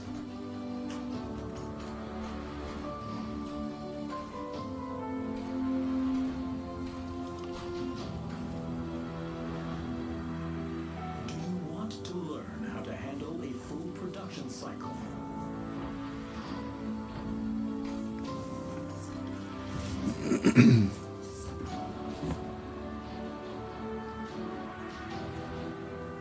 Or does your strength lie in convincing others?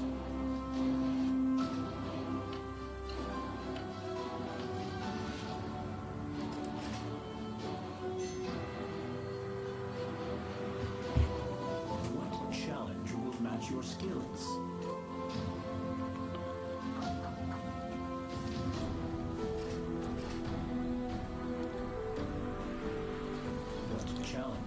at your tank.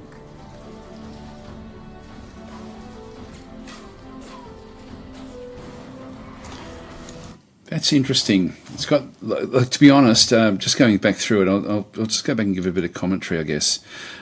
When I see this bit of it in here, so there is a research line there, which is interesting. I like the idea of the research line. When we go back into building the different bits and pieces on the actual tank itself, I don't know how much flexibility you've actually got. With all of this, it looks like you can upgrade things, and that interests me. But if it's just one of these games like, I'm trying to think of it like farming simulator type games where you're putting together existing machinery onto stuff and then going off and doing stuff, I don't like those sort of games. I get offered a lot of those games. I don't know why. I've had a look at a few of them, but I don't really like them, like Demolition Simulator, things like that. I think that was the only one I really liked of those sort of games. Not even liked. I didn't dislike it. But the ones where you're like building heavy equipment or whatever else it might be, I don't like those sort of games. But this, I think it would be quick to categorize yourself into thinking all I'm doing is just manufacturing tanks, basically. Which again, zero interest in doing that. But planning them all out to then build them and then having them actually operate a very particular way depending on where we place it, that would be really quite interesting. But it looks to me like we actually have preset elements that we don't get to. It's not like Kerbal Space Program, for example, where you're building a spaceship with different sorts of things in very specific points, I think. So I'm not exactly sure how that one actually does work. But this, for me, actually turns me off the game. So this aspect of it. Let's just keep on going. All this as well. I'm interested that it does actually have, but it's more almost like Shadow Empire, where you're just basically saying, small, medium, large, super large size engines type thing. I don't know how much there is in that you really have to sort of consider, and so again, it's a bit hard to sort of tell from these screens in through here. So let's just get to where it then goes into the combat. So you've got contracts. All right, so you've got the contracts in through there. So there's obviously production that you've then got to do production. So I'm guessing you then have to sort of manage your resources. Again, I'm not really into resource management games, so that would be another thing that would probably not really interest me much in that sort of sense. That's why when Tortigo had mentioned it, he mentioned it to me a long, long time ago actually, but it was one of those things where I just wasn't really all that interested in it, to be honest. This here looks interesting though, because it looks like you've got very specific parts you can then hit the enemy tanks, but it's rounds.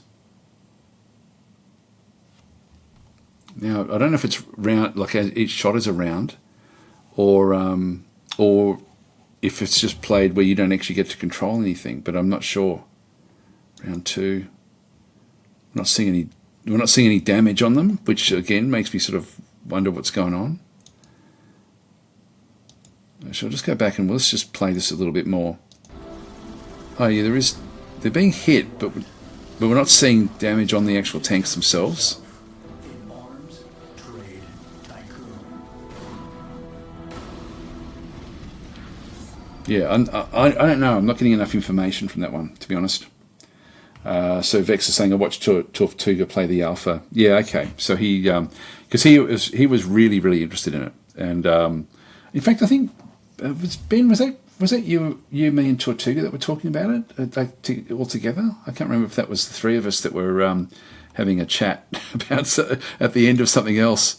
Anyway, it was some time ago, but he was, as I say, he was... and of course, I'm now going to put him into it. If it ends up being a bad game, then Tortuga will take the flak for that.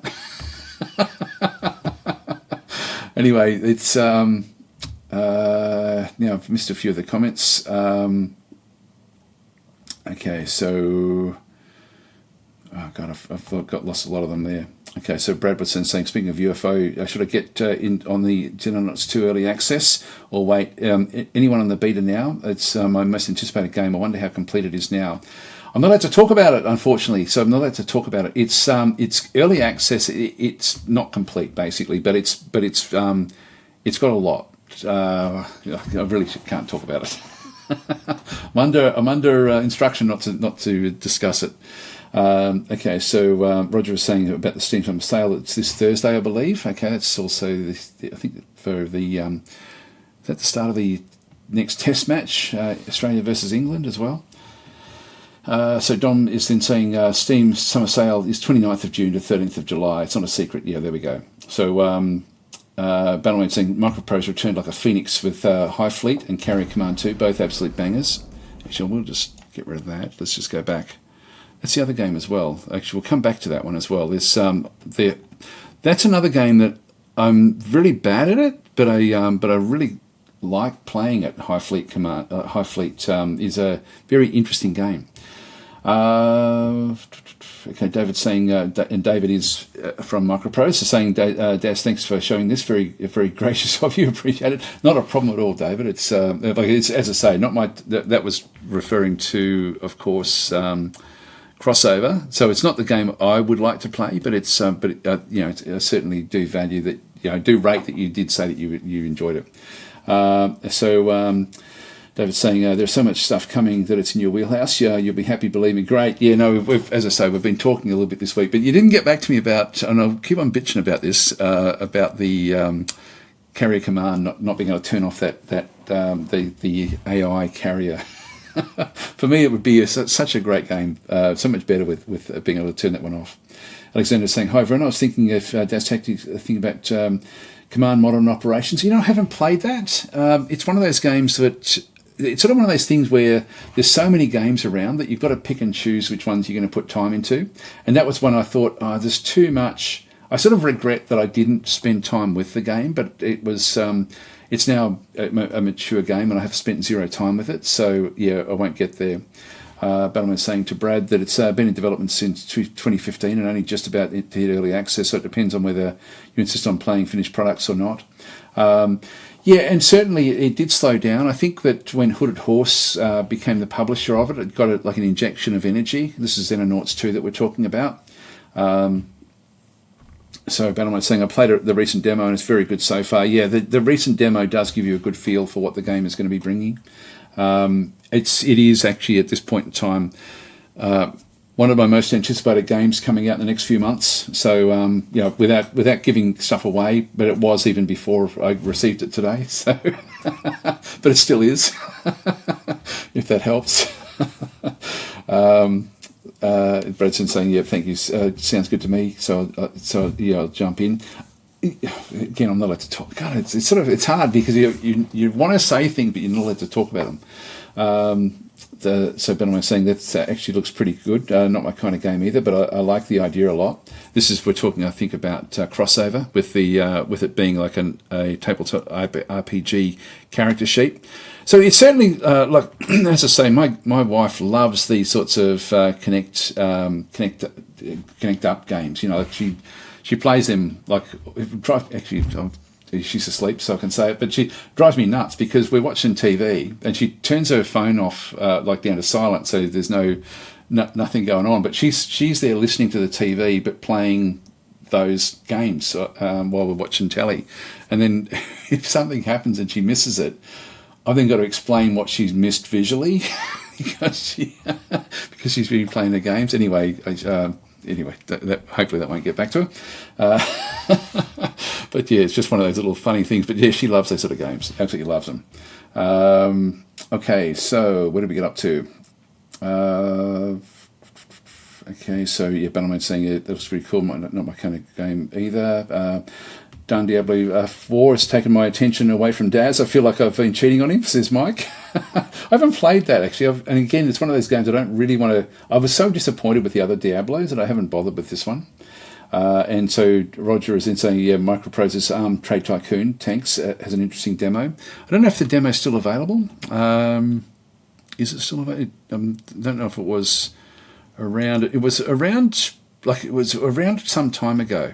Oh, there we go. Yeah, you can actually download the demo if you guys are interested. And as I say, Tortuga going to put Tortuga in the middle of it. He's the one who really did recommend this one extremely highly. So I think it was his most. It was the at the time when we spoke. It's been a while since we spoke about it, but it was when he mentioned it. It was the Microprose game that he has enjoyed the most in at that particular point in time. Viren Games is saying hi, and so Ben is saying that the AI carrier is necessary to provide pressure onto the player, otherwise you can just advance through the islands at your leisure. Exactly. Games should be playable the way that the player wants to play them. So I'll just, see, this is where I think that games like that can be played as a puzzle game, and this is Carrier Command. So Carrier Command can be a puzzle game if you play against the islands. And that's the way I like to play that game. So for me to play Carrier Command, I don't like the pressure of the enemy carrier. It means that I'm basically I'm focusing on two things, and I'm not good at focus. I'm not good at multitasking. And so if you have the AI carrier and the islands, it means that you've then got to always keep an eye open for the AI carrier, and I don't enjoy that. So I don't enjoy that sort of pressure. So for me, every game should be able to be played the way the player wants to play it, rather than the way that it's actually. I mean, of course, it's going to be designed a certain way, but there should be options there. And it's certainly for me when I have played it, because the only way I do play Carrier Command is by turning off the AI carrier, and that's got to be. It's a convoluted way of doing it through multiplayer systems and things like that. So yeah, it's just one of those little things. So.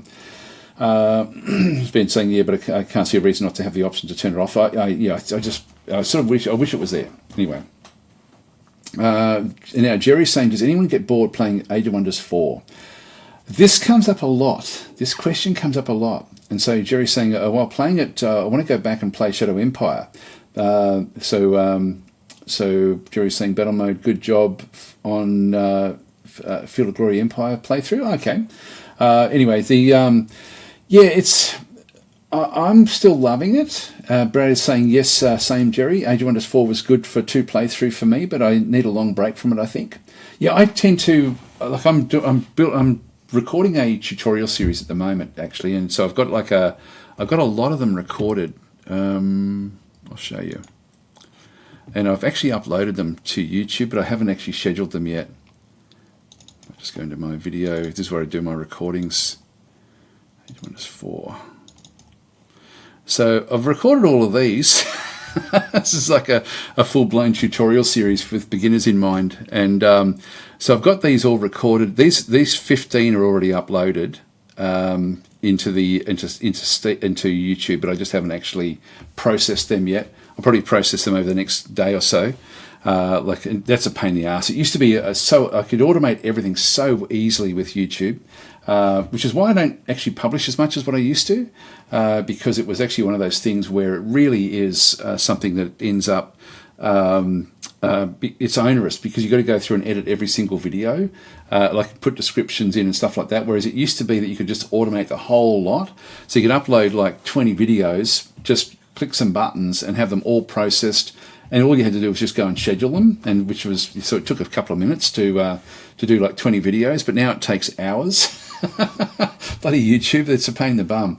So it's sort of it's a lot of work now, just getting them ready. So anyway, there's a lot in here that I'll have for Age of Wonders coming up, as you can sort of see through there. So just going through in detail about the different sort of little aspects of the game. But I'm still really loving the game, absolutely loving the game. Just read a bit more. So Viren Games is saying the multiple carriers against the AI sounds great. Haven't tried that yet. Yeah, it does sound good, doesn't it, with the multiple carriers? That's an interesting. Sabosco is saying that HOTUS is an acronym for hands-on throttle and stick. Is the concept of replacing buttons and switches on the throttle lever and flight control stick in an aircraft's cockpit. Okay, there we go. Now, did you look that up? It looks like a copy-paste there, Sabosco. Joe Miller is saying, ever play any of the Revival Recolonization demos? I do have it. I haven't played it yet. Where did I put it? Yeah, there it is there. I haven't actually... It looks good. The game does look good, actually. So I will get to that one. It's only the demo that I've got there, but I haven't actually got to it yet.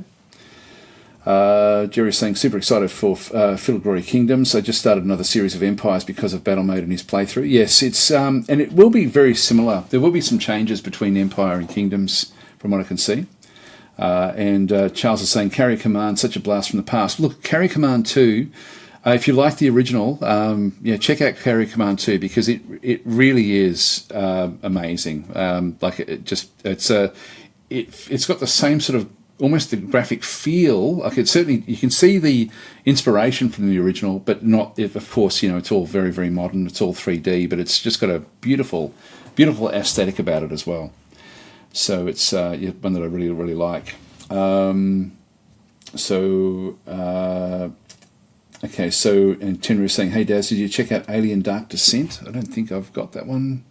I've opened up a few of them.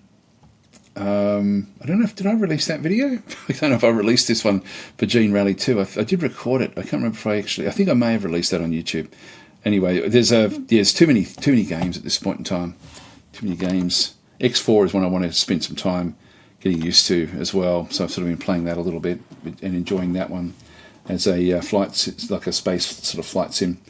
And Jerry was then sort of saying restarting Shadow Empire. Yeah, that again, I love Shadow Empire. Absolutely love it. So that's a game that I will be coming back to time and time again. It's just amazing. Now it's funny how you start off by wanting to always have aliens in the game, then you start off by playing very particular types of planets, and now I just play on a random planet, and I just love it, no matter what it actually gives you. Gary Oakes, actually with Shadow Empire as well, I should point out there has been I think we mentioned it last week, there's been a big official update, so the game is now caught up. If you're not using the beta patch, I would recommend that you go into the beta patch with Shadow Empire, but if you like the open beta, but if you haven't got the open beta, then there has been a lot of updating that's gone on with the game, and a lot of new things that have actually come into Shadow Empire, including there's a lot of things that you can new things you can see which we've spoken about, but there are also some changes to the actual planet generation algorithms. So just be aware of that as well. There's actually some love and attention has been given to that as well, not because of the Oceania, just in general. So there's some more work coming that way. Gary X saying, hi Daz, really hope for a new beta, open beta of Shadow Empire. I have a feeling the next update should introduce exciting stuff. Yeah, look, there's so much planned. It's just great. Shadow Empire is just such a great game. I'm really happy that a developer like Vic, who has been developing games for decades now, like right from People's Tactics, it was an amazing free game that he developed way back in the day, and to have such success now with these sorts of games is just incredibly good, just amazingly good. Okay, so Battle Mode saying, I remember the original Carrier Command. I played that a lot on ZX Spectrum and Atari. Yeah, I think I played it, but I don't remember much of it. That would have been in the 90s. So yeah, we've been saying that music really does not fit the video. Yes. Now, what was that? That was the tank builder one. Again, it makes me feel like you're just constructing tanks. So I'm not sure how that one sort of does work. It doesn't look like the sort of game that I'm really into. What do we get up to? Vex is then saying you plan, build and sell stuff, and you design and test. Yeah, which is not my type of game. So in saying you watched Tortuga play the alpha. As I say, Tortuga really liked it. Battlemate saying yes, it was an Exploit podcast. She was talking about it. That's right. Yep. And saying Tortuga Power likes good games, but not always my kind of thing. Yeah, it's interesting actually. Like it's sort of. It is interesting the way that like how everyone's got like we all like strategy games, but there's sort of like different crossovers. Like there's Venn diagrams of different games that sort of where the crossovers sort of kick in. Hi Sithil, how you going? And Shrank is saying, Age of Wonders 4 gets boring when you have played a lot, like 180 hours. I've played a lot more than 180 hours. I won't open it up. So I'll wait for September and Starfield. Yeah, there we go. So Sposko saying, definitely copy and pasted it straight from Wikipedia. And I saw you bring up your Thrustmaster. I was thinking, that's a HOTAS, is it? Okay, so that is one. Yeah, I didn't know what it was. So I did call you on the copy paste. And DS is saying, how is Xenonauts 2? I'm not allowed to talk about it.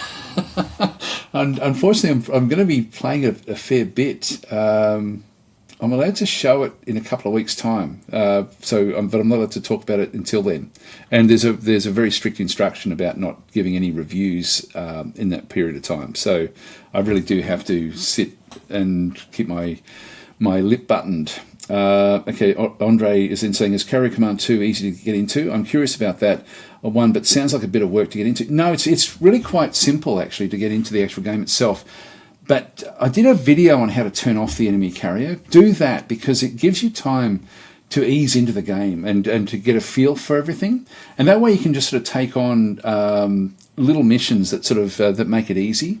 There is a story element to it as well. Actually, I might show it in a minute. I'll fire it up. So Jemison's saying the only problem I run into with Shadow Empire beta patch is that resolving turns takes considerably longer compared to the stable. That's true. It does take a bit longer. So Jemison saying, did I miss the podcast that Battlemate and Daz planned to have with Vic, by the way? I thought something like that was in the works. Yeah, I'll let Ben talk about that. Yes. Again, I'm not sure what the, that's an Explorminate side of things. So Ben can respond in the chat. Sithel's saying, I love building stuff. Yeah, again, different people like different focuses. I don't like those sort of build machinery type games. I think I've still got one on my computer somewhere. What are they called? They're called, what would they be? Under miscellaneous games for me, I would guess. I can't think of I don't think I've even got any of them installed anymore.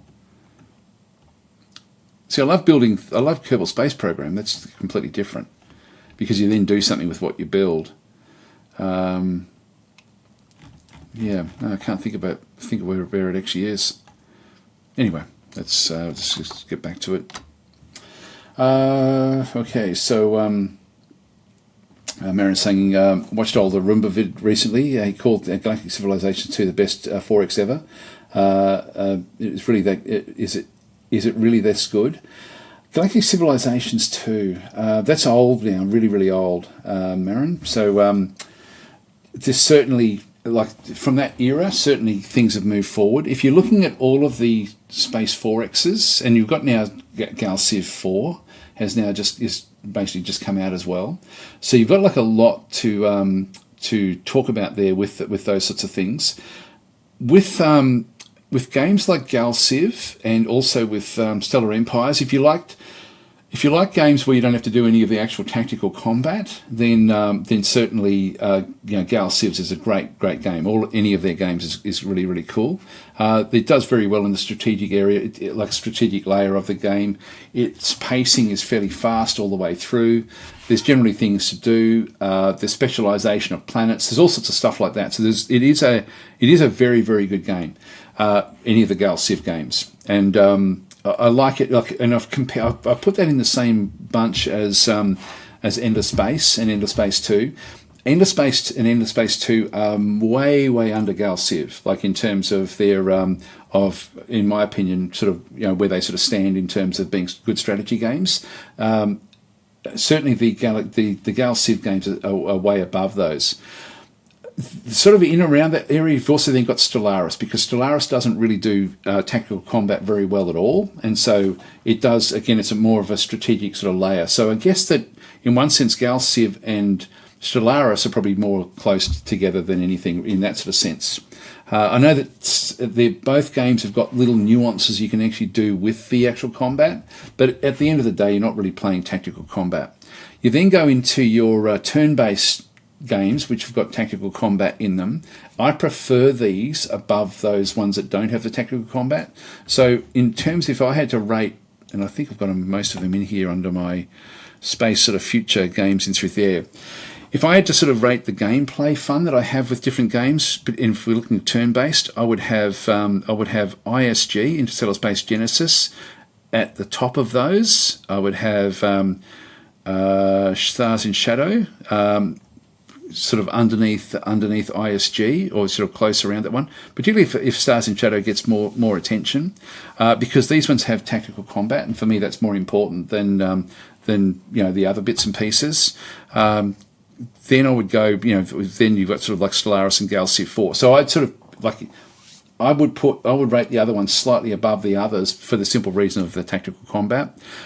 For portable real-time games, of course, Distant Worlds 2 for me is way out ahead of all the others as well, because you've then got your tactical combat in a very, very meaningful way with Distant Worlds 2. So for me, I'm enjoying Distant Worlds 2 more than the others. So Gal Civ for me is a really, really good game, but it's not really something that I'm more excited about Distant Worlds, for example, because of the combat. So I really wish if Gal Civ actually had meaningful tactical combat, oh my God, what a great game that would be. I think the reason that they don't do it is to allow for multiplayer and to allow for the pacing of the game. But again, I really wish that they would actually have that as an option. It's like when you're playing Age of Wonders. Like if you play the Age of Wonders games, if you're playing multiplayer, you can play it where you just auto do the battles. But the imagine Age of Wonders without tactical combat. It would be just such a shadow of itself. And so it's for me, it's Gal Civ has got all of the hallmarks of being an incredibly great game if it just had tactical combat. I keep on harping on about this. Is another one of my little pet peeves about certain games. And Gal Civ, I just cannot understand why it doesn't have tactical combat.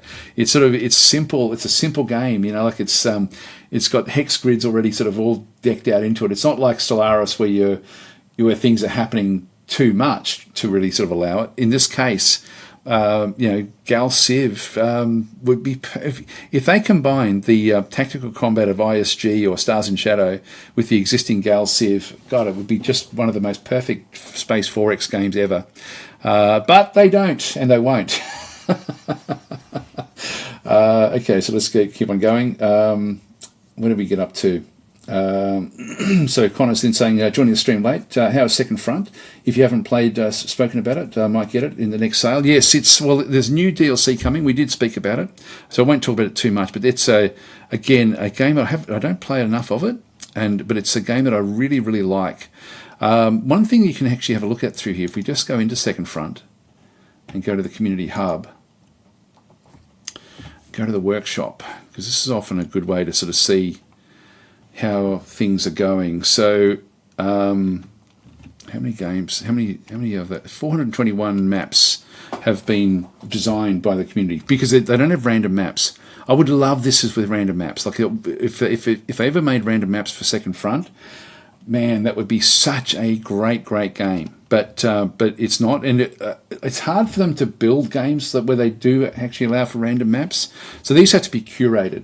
But that's a lot of maps. That's a lot of maps for a game. There's just so many different sort of missions in through here that are coming in for the game. So there's certainly a lot of replay value because of the downloads that you can get, as well as the game itself. So yeah, there's a lot you can do in Second Front. So that's a really good indicator of a very, very solid game. And it's simple to make the maps as well, so the maps can be sort of done. I don't know if there is a rating system, but we're not seeing anything really rated in here at all, which is a bit of a shame, actually. I mean, you look at, for example, things like Combat Mission with their they've got there's a website with where the map builders actually sort of then talk about each map, and it's actually, there's a lot of nuance about what they actually end up doing, and Second Front would benefit from that, I think. But Second Front, very positive. Surprised that there's only been that number of reviews, to be honest, because it really is an exceptional game. Anyway, let's continue on. What did we get up to? Battlemode's saying, yeah, Jemison, yes, the interview is going ahead soon. Just waiting on a date, but we're hoping to record it this week. Yeah, so that's the plan. I wanted Battlemode to say it. Then Jemison's then responding back saying thanks. I was afraid I might have missed it somehow because the YouTube algorithm has been my friend lately. Looking forward to it. Battlemode saying Gal Civ 4 is by far the best Gal Civ game. Yes, it is. I'd agree with that.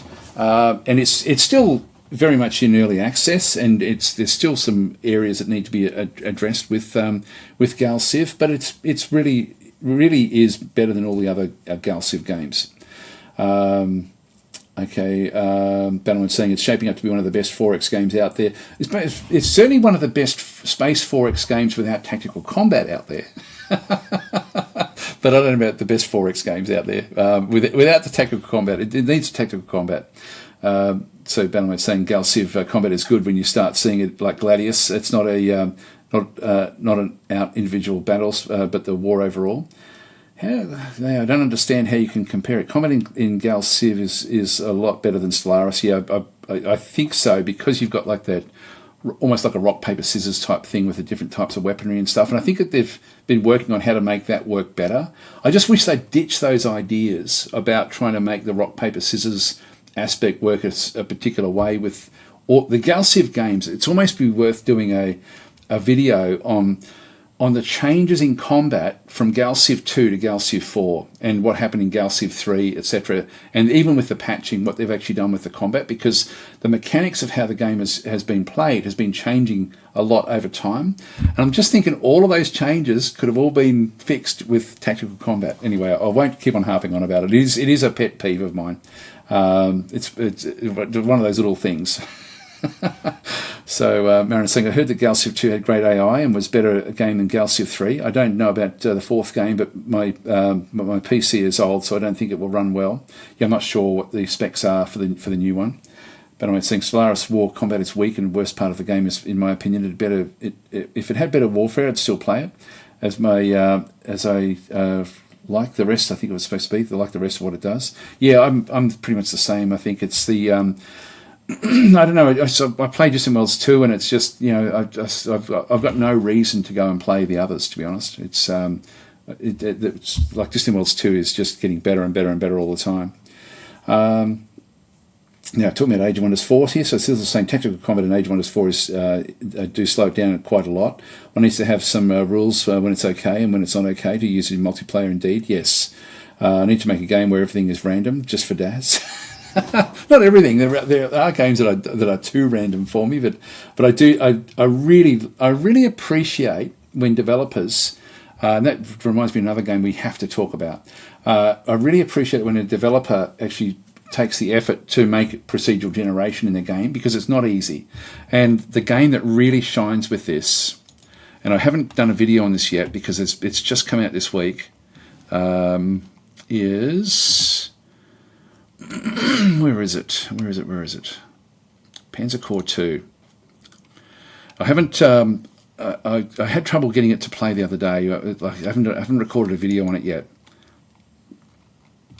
I'll just open it up so you can have a bit of a look, because this is another one of these games that if you haven't looked at it, if you're not aware of it, have a look at it. Like the original Panzer Corps, very much like Second Front. Second Front is one where you have curated maps. They're fairly simple, and the original Panzer Corps had simple maps as well.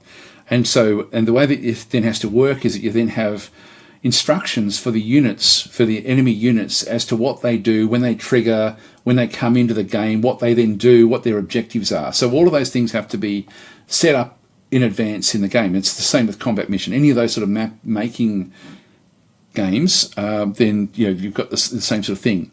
With Panzer Corps 2, and this is why I think it's probably also why maybe even the launch of it wasn't as exciting for people as what it was, because they weren't aware of the big change that had come. They basically had to change the whole way the game worked, because they introduced random maps in Panzer Corps 2, which meant that they couldn't have pre-scripted, or they could still have pre-scripted units, but there was the units had to be able to think through problems, so they needed an AI in the game, and I really appreciate what they did with the development of this. So somebody for me who loves procedural generation in games, I look at Panzer Corps 2 and I feel bad that I don't cover it as much as what I do, because I love what they do in this game. I love that they took that approach. There's other things in this game as well that are really, really worth looking at. This is such a innovative game. And the thing that's just come out this week, and I do want to highlight this, is Axis Operations 1945 has just come through, which does give you other campaigns. Now, those maps that we sort of play in the campaigns, they're not random. So they are designed maps, but there's still the AI still has to sort of think through different things on those particular maps. But the thing that with the game, and I'll just start up the way I like to play the game, is random scenario. It's not just picking a scenario; it actually is a full-on random map. And I'm going to. But this is not even the most exciting thing about Panzer Core 2. So, for example, if I go to, you've got different map types. Now, one of the really interesting things with this is that there was actually 6 versions before the game launched, because I was playing it before it launched. They did actually have an islands version, and they couldn't get the AI to play on islands. So the AI wouldn't do the attacks all that well, so they had to turn that one off. I think that's what it was. But if we just go with, say, Big Island or something like that, we will be able to move. I don't know if the AI it can still now sort of work its way through to do anything with the navies. I haven't played this for a while. Mission type, you've got just sort of different things, like you've got free-for-all, survival, attack, defense, so different ways of playing the game. Survival means that you've got like more forces, but you're in the middle of the map against other AI. I'll just go free-for-all. Year, you can actually designate when you're going to have technology coming in, or what the limits are, which is quite interesting. So if you sort of, like 1941 is probably the interesting sort of changing point in the war, so that gives you some fairly good sort of things that happen through there. By the way, when you change the dates, like if we go back to 1939 in through here, you can see we've got like Germany, Great Britain, USSR, Italy, Poland or France, or just random. If we go back into the later years, 1945, we've got like a different one again. So we've got Germany, USA, Great Britain, USSR. So it's sort of, depending on when you sort of choose the different factions, it's got different groups that have come in with the various DLCs, etc. like that. So number of players, I'll just do it like a 3-1 through here. Now you've got the difficulty level. I'll just go into, say, general mode. The advanced options, this is actually where this game gets really, really interesting. And I don't know why other developers don't do this. I haven't seen it in any other game, and this has been in there for forever, like ever since they've actually built this particular version of the game. Combat randomness. This is so damn good, the way it actually does work. And so I'll read it out because this is an absolute... I find this so innovative, and as I say, I don't know any other game that does this. But by using this slider, you can adjust the combat randomness to your taste.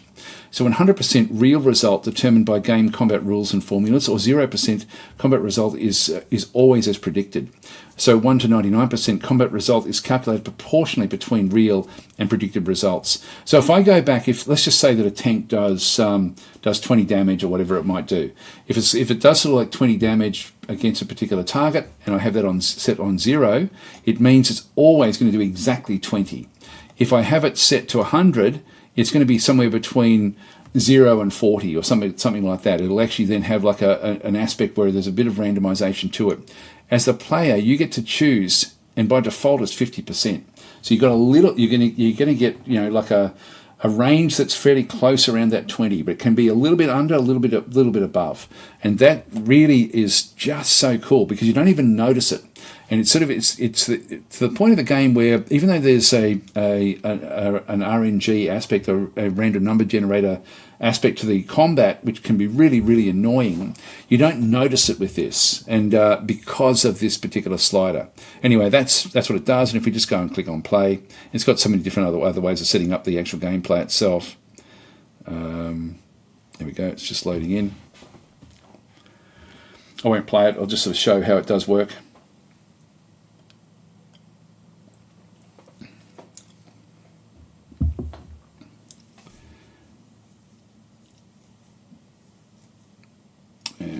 Just let it load in. But this is a very, very good game as well. I mean, Second Front is more like squad based, whereas Panzer Core is, of course, unit based. So Das von Tactic, there we go. Now, don't ever play this one randomized.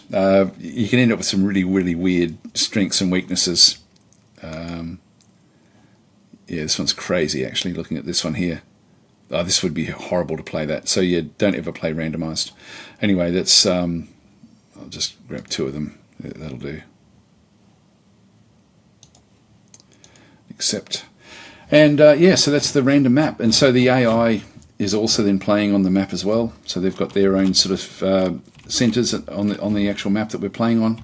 So it looks like we've got Italy, we've got Russia, and Great Britain in this case. So, but it's as I say, very, very good game. The way it sort of is has been structured, but they had to start from the ground up to get the random to put a random map in. They had to completely rebuild their AI, and which is a big deal. Other than that, what it was that, like, the previous way of having the maps, or they still do it with the game a little bit, is they might have a unit over here, and it will be basically if one of the enemy units gets within, say, 5 hexes, then activate, and your objective is to take over this particular location. It's that sort of stuff. Whereas it doesn't do that anymore. It does all that has to be done programmatically as it sort of goes through. So anyway, that is Panzer Corps 2, which, as I say, is I don't play it enough on my channel, and I really should, because, as I say, I really love what it does. It does such a great job. So we'll have to make a video on that DLC. Actually, I did mean to sort of highlight that a little bit. The new DLC for Panzer Corps. Well, I guess in one sense we've spoken about it, so we're sort of halfway there. So Marina's saying, I think too much emphasis on tactical combat in 4X is a flawed design. Early fights with little units are fun, but after a while you figure out the pattern and breeze through them. Late game is a chore, and by design you always want to engage with advantage, so most fights are just no challenge, massive time sink. See, that's where I think, again, if we have a look at Age of Wonders, with how they've changed what they've done with Age of Wonders 4, they've catered for all of that. Like the battles aren't as big as what they used to be, particularly even the big battles. These sieges are much tighter than what they ever have been before, which means that they play out fast. They still take time. There certainly are ways to play against the AI, and there are certain things that the AI does that aren't great, but I think that will be improved over time anyway. So, but yeah, I don't know, for me, Age of Wonders does do that one very, very well, and for me, I play it for those tactical battles more than anything. I'm still really loving Age of Wonders.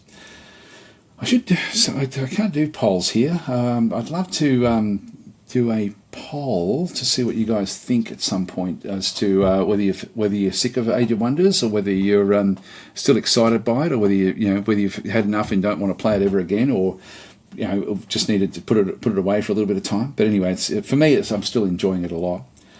But I'm saying rock paper scissors in Galaxy 4 is changing. I think Brad discussed this on our podcast a while back. Yeah, it's sort of one of those things where it certainly has changed a lot since Galaxy 2. Now, I actually liked the way that they did combat in Galaxy 2, where it really was rock paper scissors, with the 3 different types of weaponry, which they still have in the game, and 3 different types of defences, and then they would sort of, like, it would be worth half as much if it was against other attacks, or it was worth the full amount if it was actually against the specific weapon type that was being used. It made you think about how things worked. I just, again, wish it was tactical combat. I look at ISG and what ISG does in tactical combat and think, Gal Civ could have that very, very easily. Okay, so Jerry Fido saying, would anyone be up to play Shadow Empires multiplayer? I think would be great. Now, I did play that with Tortiga before the game launched, and we thought it was going to be a simple game. We played on a little moon, thinking that was going to be good. And we played cooperatively against one AI, thinking, we'll be able to get 12 or 13 episodes in. That'll be great. It was so long. So, but yeah, if you do, I don't know where people go to find players for Shadow Empire. To be honest, I'm assuming it must be the Matrix game store. Sorry, Matrix forum. Voodoo Dog saying the worst part of Stellaris are the star lanes. Yeah, it's funny how I don't mind this when games actually come out with different ways of playing, because Stellaris first came out with different factions could actually go through space in different ways, and I thought that was quite interesting. But so star lanes have been introduced. Distant Worlds doesn't it? That's just completely open, which again I like Distant Worlds. I just love what it does. Roger is then saying free-for-all in Panzer Corps 2 with more than 2 factions is so chaotic. Yeah, it is. It's one of those things where you want to be playing as teams, or, as you say, 1 versus 1. It is too much. It is way too much, because you can't afford to attack anyone else. You've got no benefit, really, by taking over their territory if it means you've got attrition. So it is difficult. Roger's saying, yeah, very hard to plan your moves, or maybe I'm just not very good at it. No, I think you're right. It's one of those things. It's more than two factions, like 1 versus 1. It does get difficult. But I guess, again, like you can play games where you can play team games with it, which is good. You can play the other different types of games, but it's just a good game, really, really cool game, what they've done. So Vidadoc saying, Baron, that's the same with every game against an AI, isn't it? Yeah, it's one of those, again, certain developers have focused very heavily on their AI and try to make the AI engaging. I think it was Gal Civ 2, I think was the first game that recognised threat levels for proximity of units on their borders. I think Gal Civ 2 did that. And that was, again, game breaking at the time, like in terms of it actually. I think it was the first one where it actually understood, like when it saw a build up away from outside its territory, but if it noticed the build up, it would respond to it, and I really, really loved that. So Gal Civ does some really, really cool things, and they've still got all that stuff, of course. So the AI is quite strong in there in that sort of sense. So they're saying Age of Wonders 4 does tactical battles well, since the auto is pretty good. So you just do the important and interesting battles.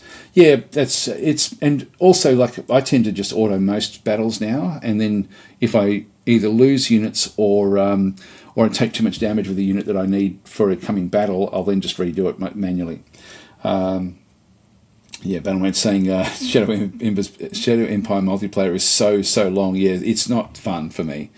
And Battleman said, my current game has taken longer than a year now and still nowhere near over.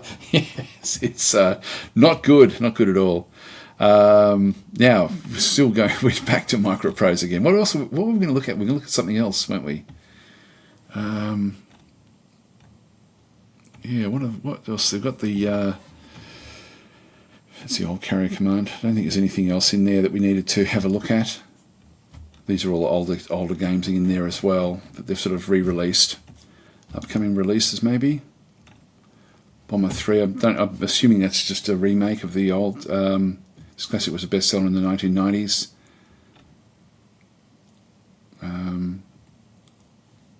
What's that one there? A Turo World Sandbox gives you the whole world to use as a canvas to create, explore, and share. Actually, I have seen this one.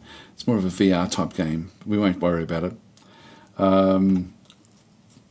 So Mariner's saying, I heard Dominion's 5 multiplayer games taking months. They take months, but that's very, very different playing Dominions.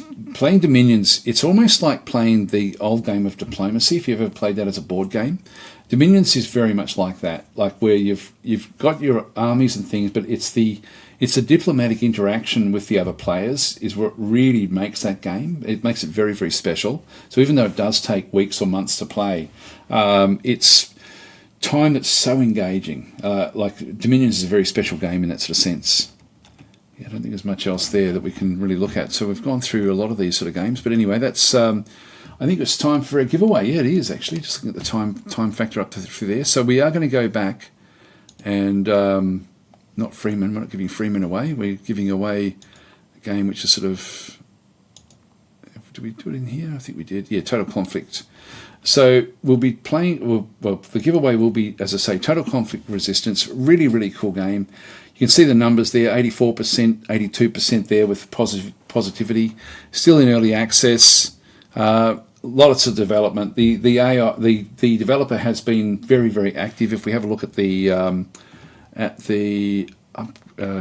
it's only really come into early access in recent months, but before that, I had like a closed beta version of the game, and for months and months, it was just update after update every few weeks. So I don't know if the news will sort of show it really there as to how long. Yeah, so every couple of weeks there, basically. Yeah, these are a couple of days, same day. That was a quick fix by the looks of things. Yeah, so it's very, very active, as you can sort of see through here, even prior to release. This is what was sort of funny about the game. The game, like there was detail being put out even before the game had been released to the public. It's had a weird launch, this game. Like it's No one knows about it, and yet it's such a brilliant game. Anyway, that's going to be the giveaway for today. So if you do want that one, guys, I will get Nightbot loaded, and we'll log in. And yep, so we've got all of those. We'll just go into giveaways, and we'll do a keyword.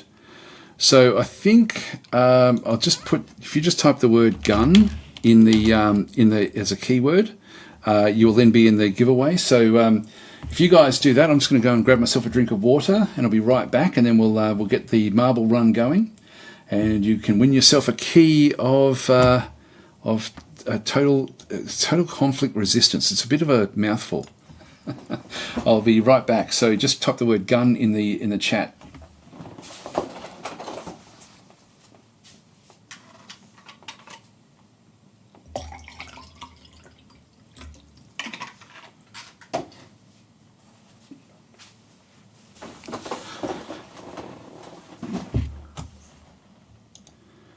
It's not picking up. Why is it not picking up?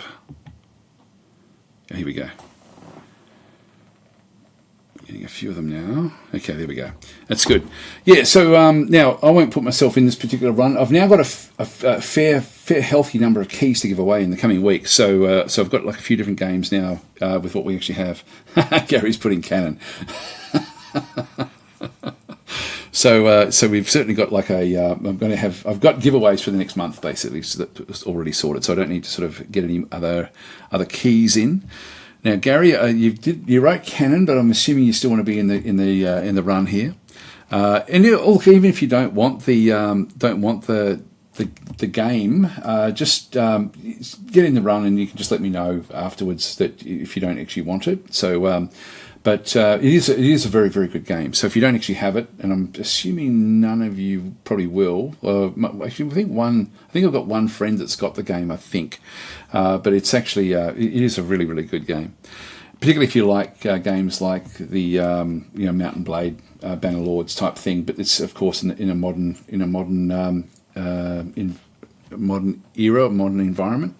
So, Gary's already got the game. Okay, so Gary, I'm going to keep you in the run though, if you don't mind, Gary. I'll leave you in there, and then you can actually, you can have, there we go. You're in there for fun. So let's go. And you may have some friends that want it or something like that. So if you've got friends or family, of course, you can sort of do it that way as well. I'll just go and open up my list. Get rid of the old list. Grab this list. So who was the last one? It was Gary. Now, I don't know if I'm going to be able to use the what's it called? The cuneiform letters? No, I forget what they're called actually. The sort of the Chinese letters. So I'll just go Control C. So if it doesn't work, it does work there. So we'll see how it goes. That's 37. If not, and I don't know what that says. Sorry. So. Just in advance. If you're the winner of that one through there, I'll have to rename this, but then again, contact me if you're the winner of it. All against Gary then, yeah. So Gary, I'm barracking for Gary, but you're all against Gary. Okay, we'll just do a find and replace all. Okay, that just cleans that one up. All right, so we've got 37. Just do a quick save there. I don't know if Marble. Yeah, I'll see what happens. See if it accepts it, but I can always just change it anyway. So we'll leave all those where they are. Go into Marbles on stream.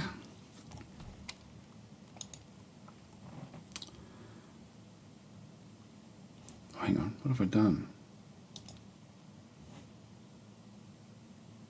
What did I click on? I don't know what I even clicked on there. Let it load up.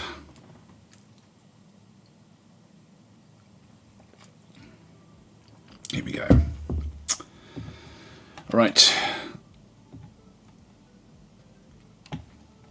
Now we'll just go back in, get our race sorted out.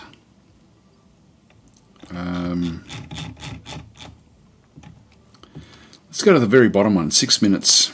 It's a big one. 37. It's a simulation. The settings are, we'll be using custom names, add names, clear, open.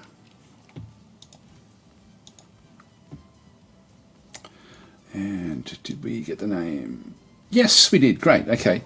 So I'll have to just call it Chinese lettering. I think it was last time. Oh, it did. Okay, good. Great. Okay, so we've got it all there, and that is working, so that's all fine. So we'll just go and finish that one. Good luck, guys. Here we go. It's going to be a long race, 6 minutes. So we'll see. There is a 3 minute and 8. I don't know if that's a record holder for this one. I don't think that's one of. No, it can't be one of us, I don't think. So somebody's already got a record in through that one. Let's go for it. So we'll go with the get started there. So we'll just go to the race. No idea what this map's going to be like.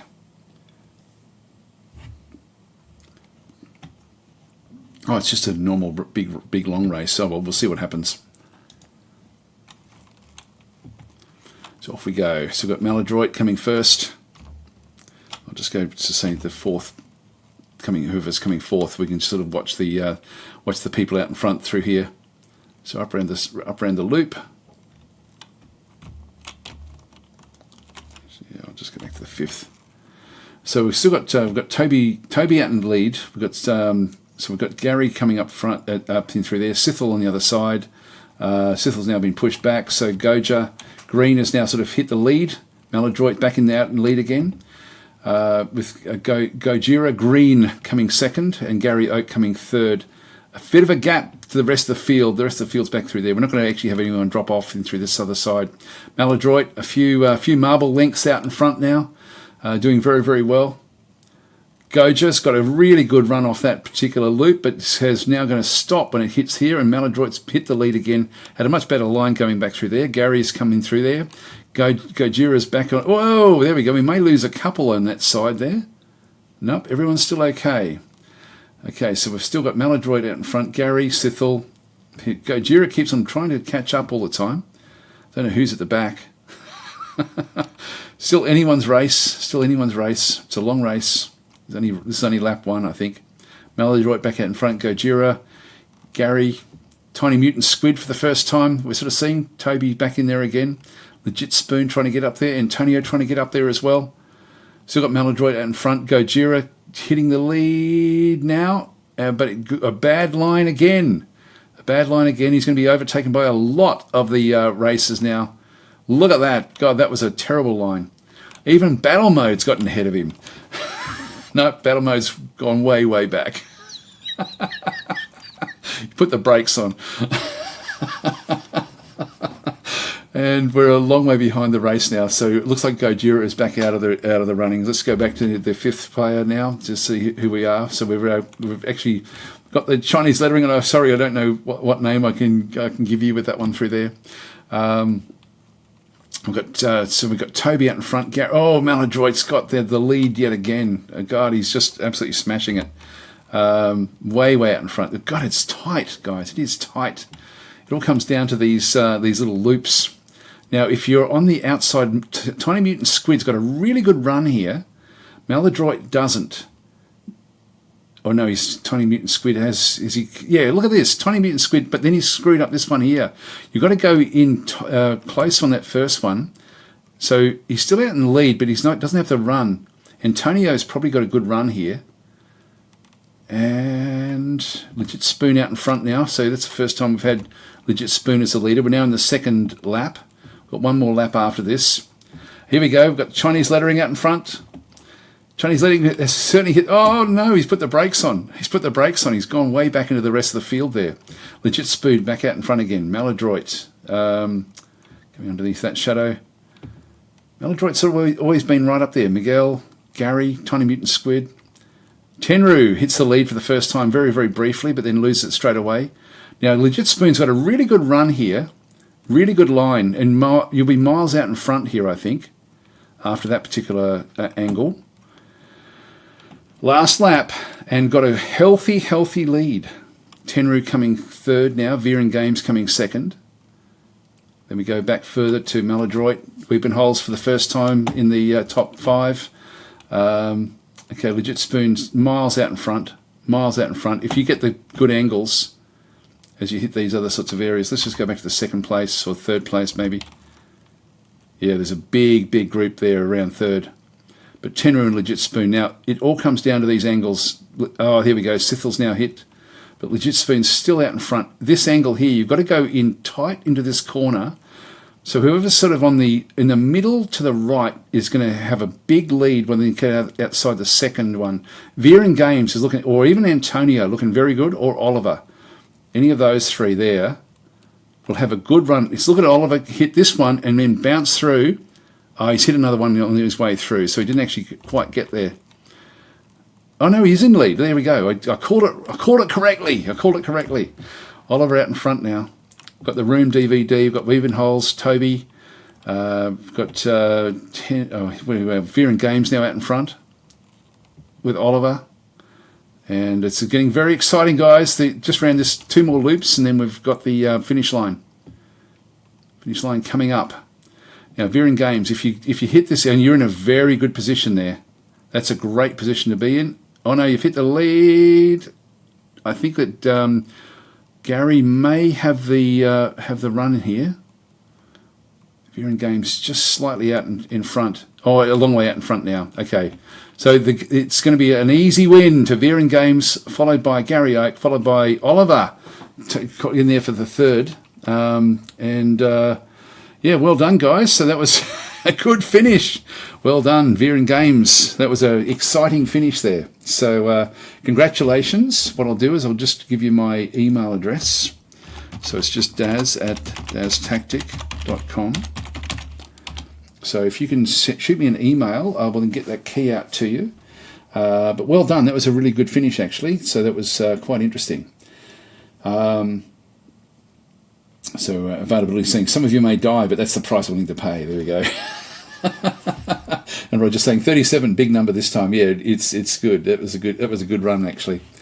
Sithel saying, go Sithel. Yeah, there we go. And love the DazTactic race commentary, says Miguel Ramos. I'm getting used to it a bit now. I'm sort of now starting to get used to it. There is a slow-mo mode I can actually kick in, which I've got to get used to which key that is. And I in my head, I'm thinking, is it the C key or the F key? And I don't know which one it is. So I always forget to, I should have it written somewhere before I start one of these so I know what I'm doing.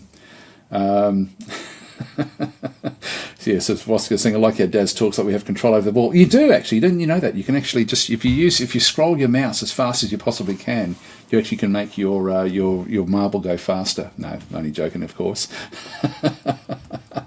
Anyway, that was cool. So Trank saying, damn, I should have pimped my walker, yeah.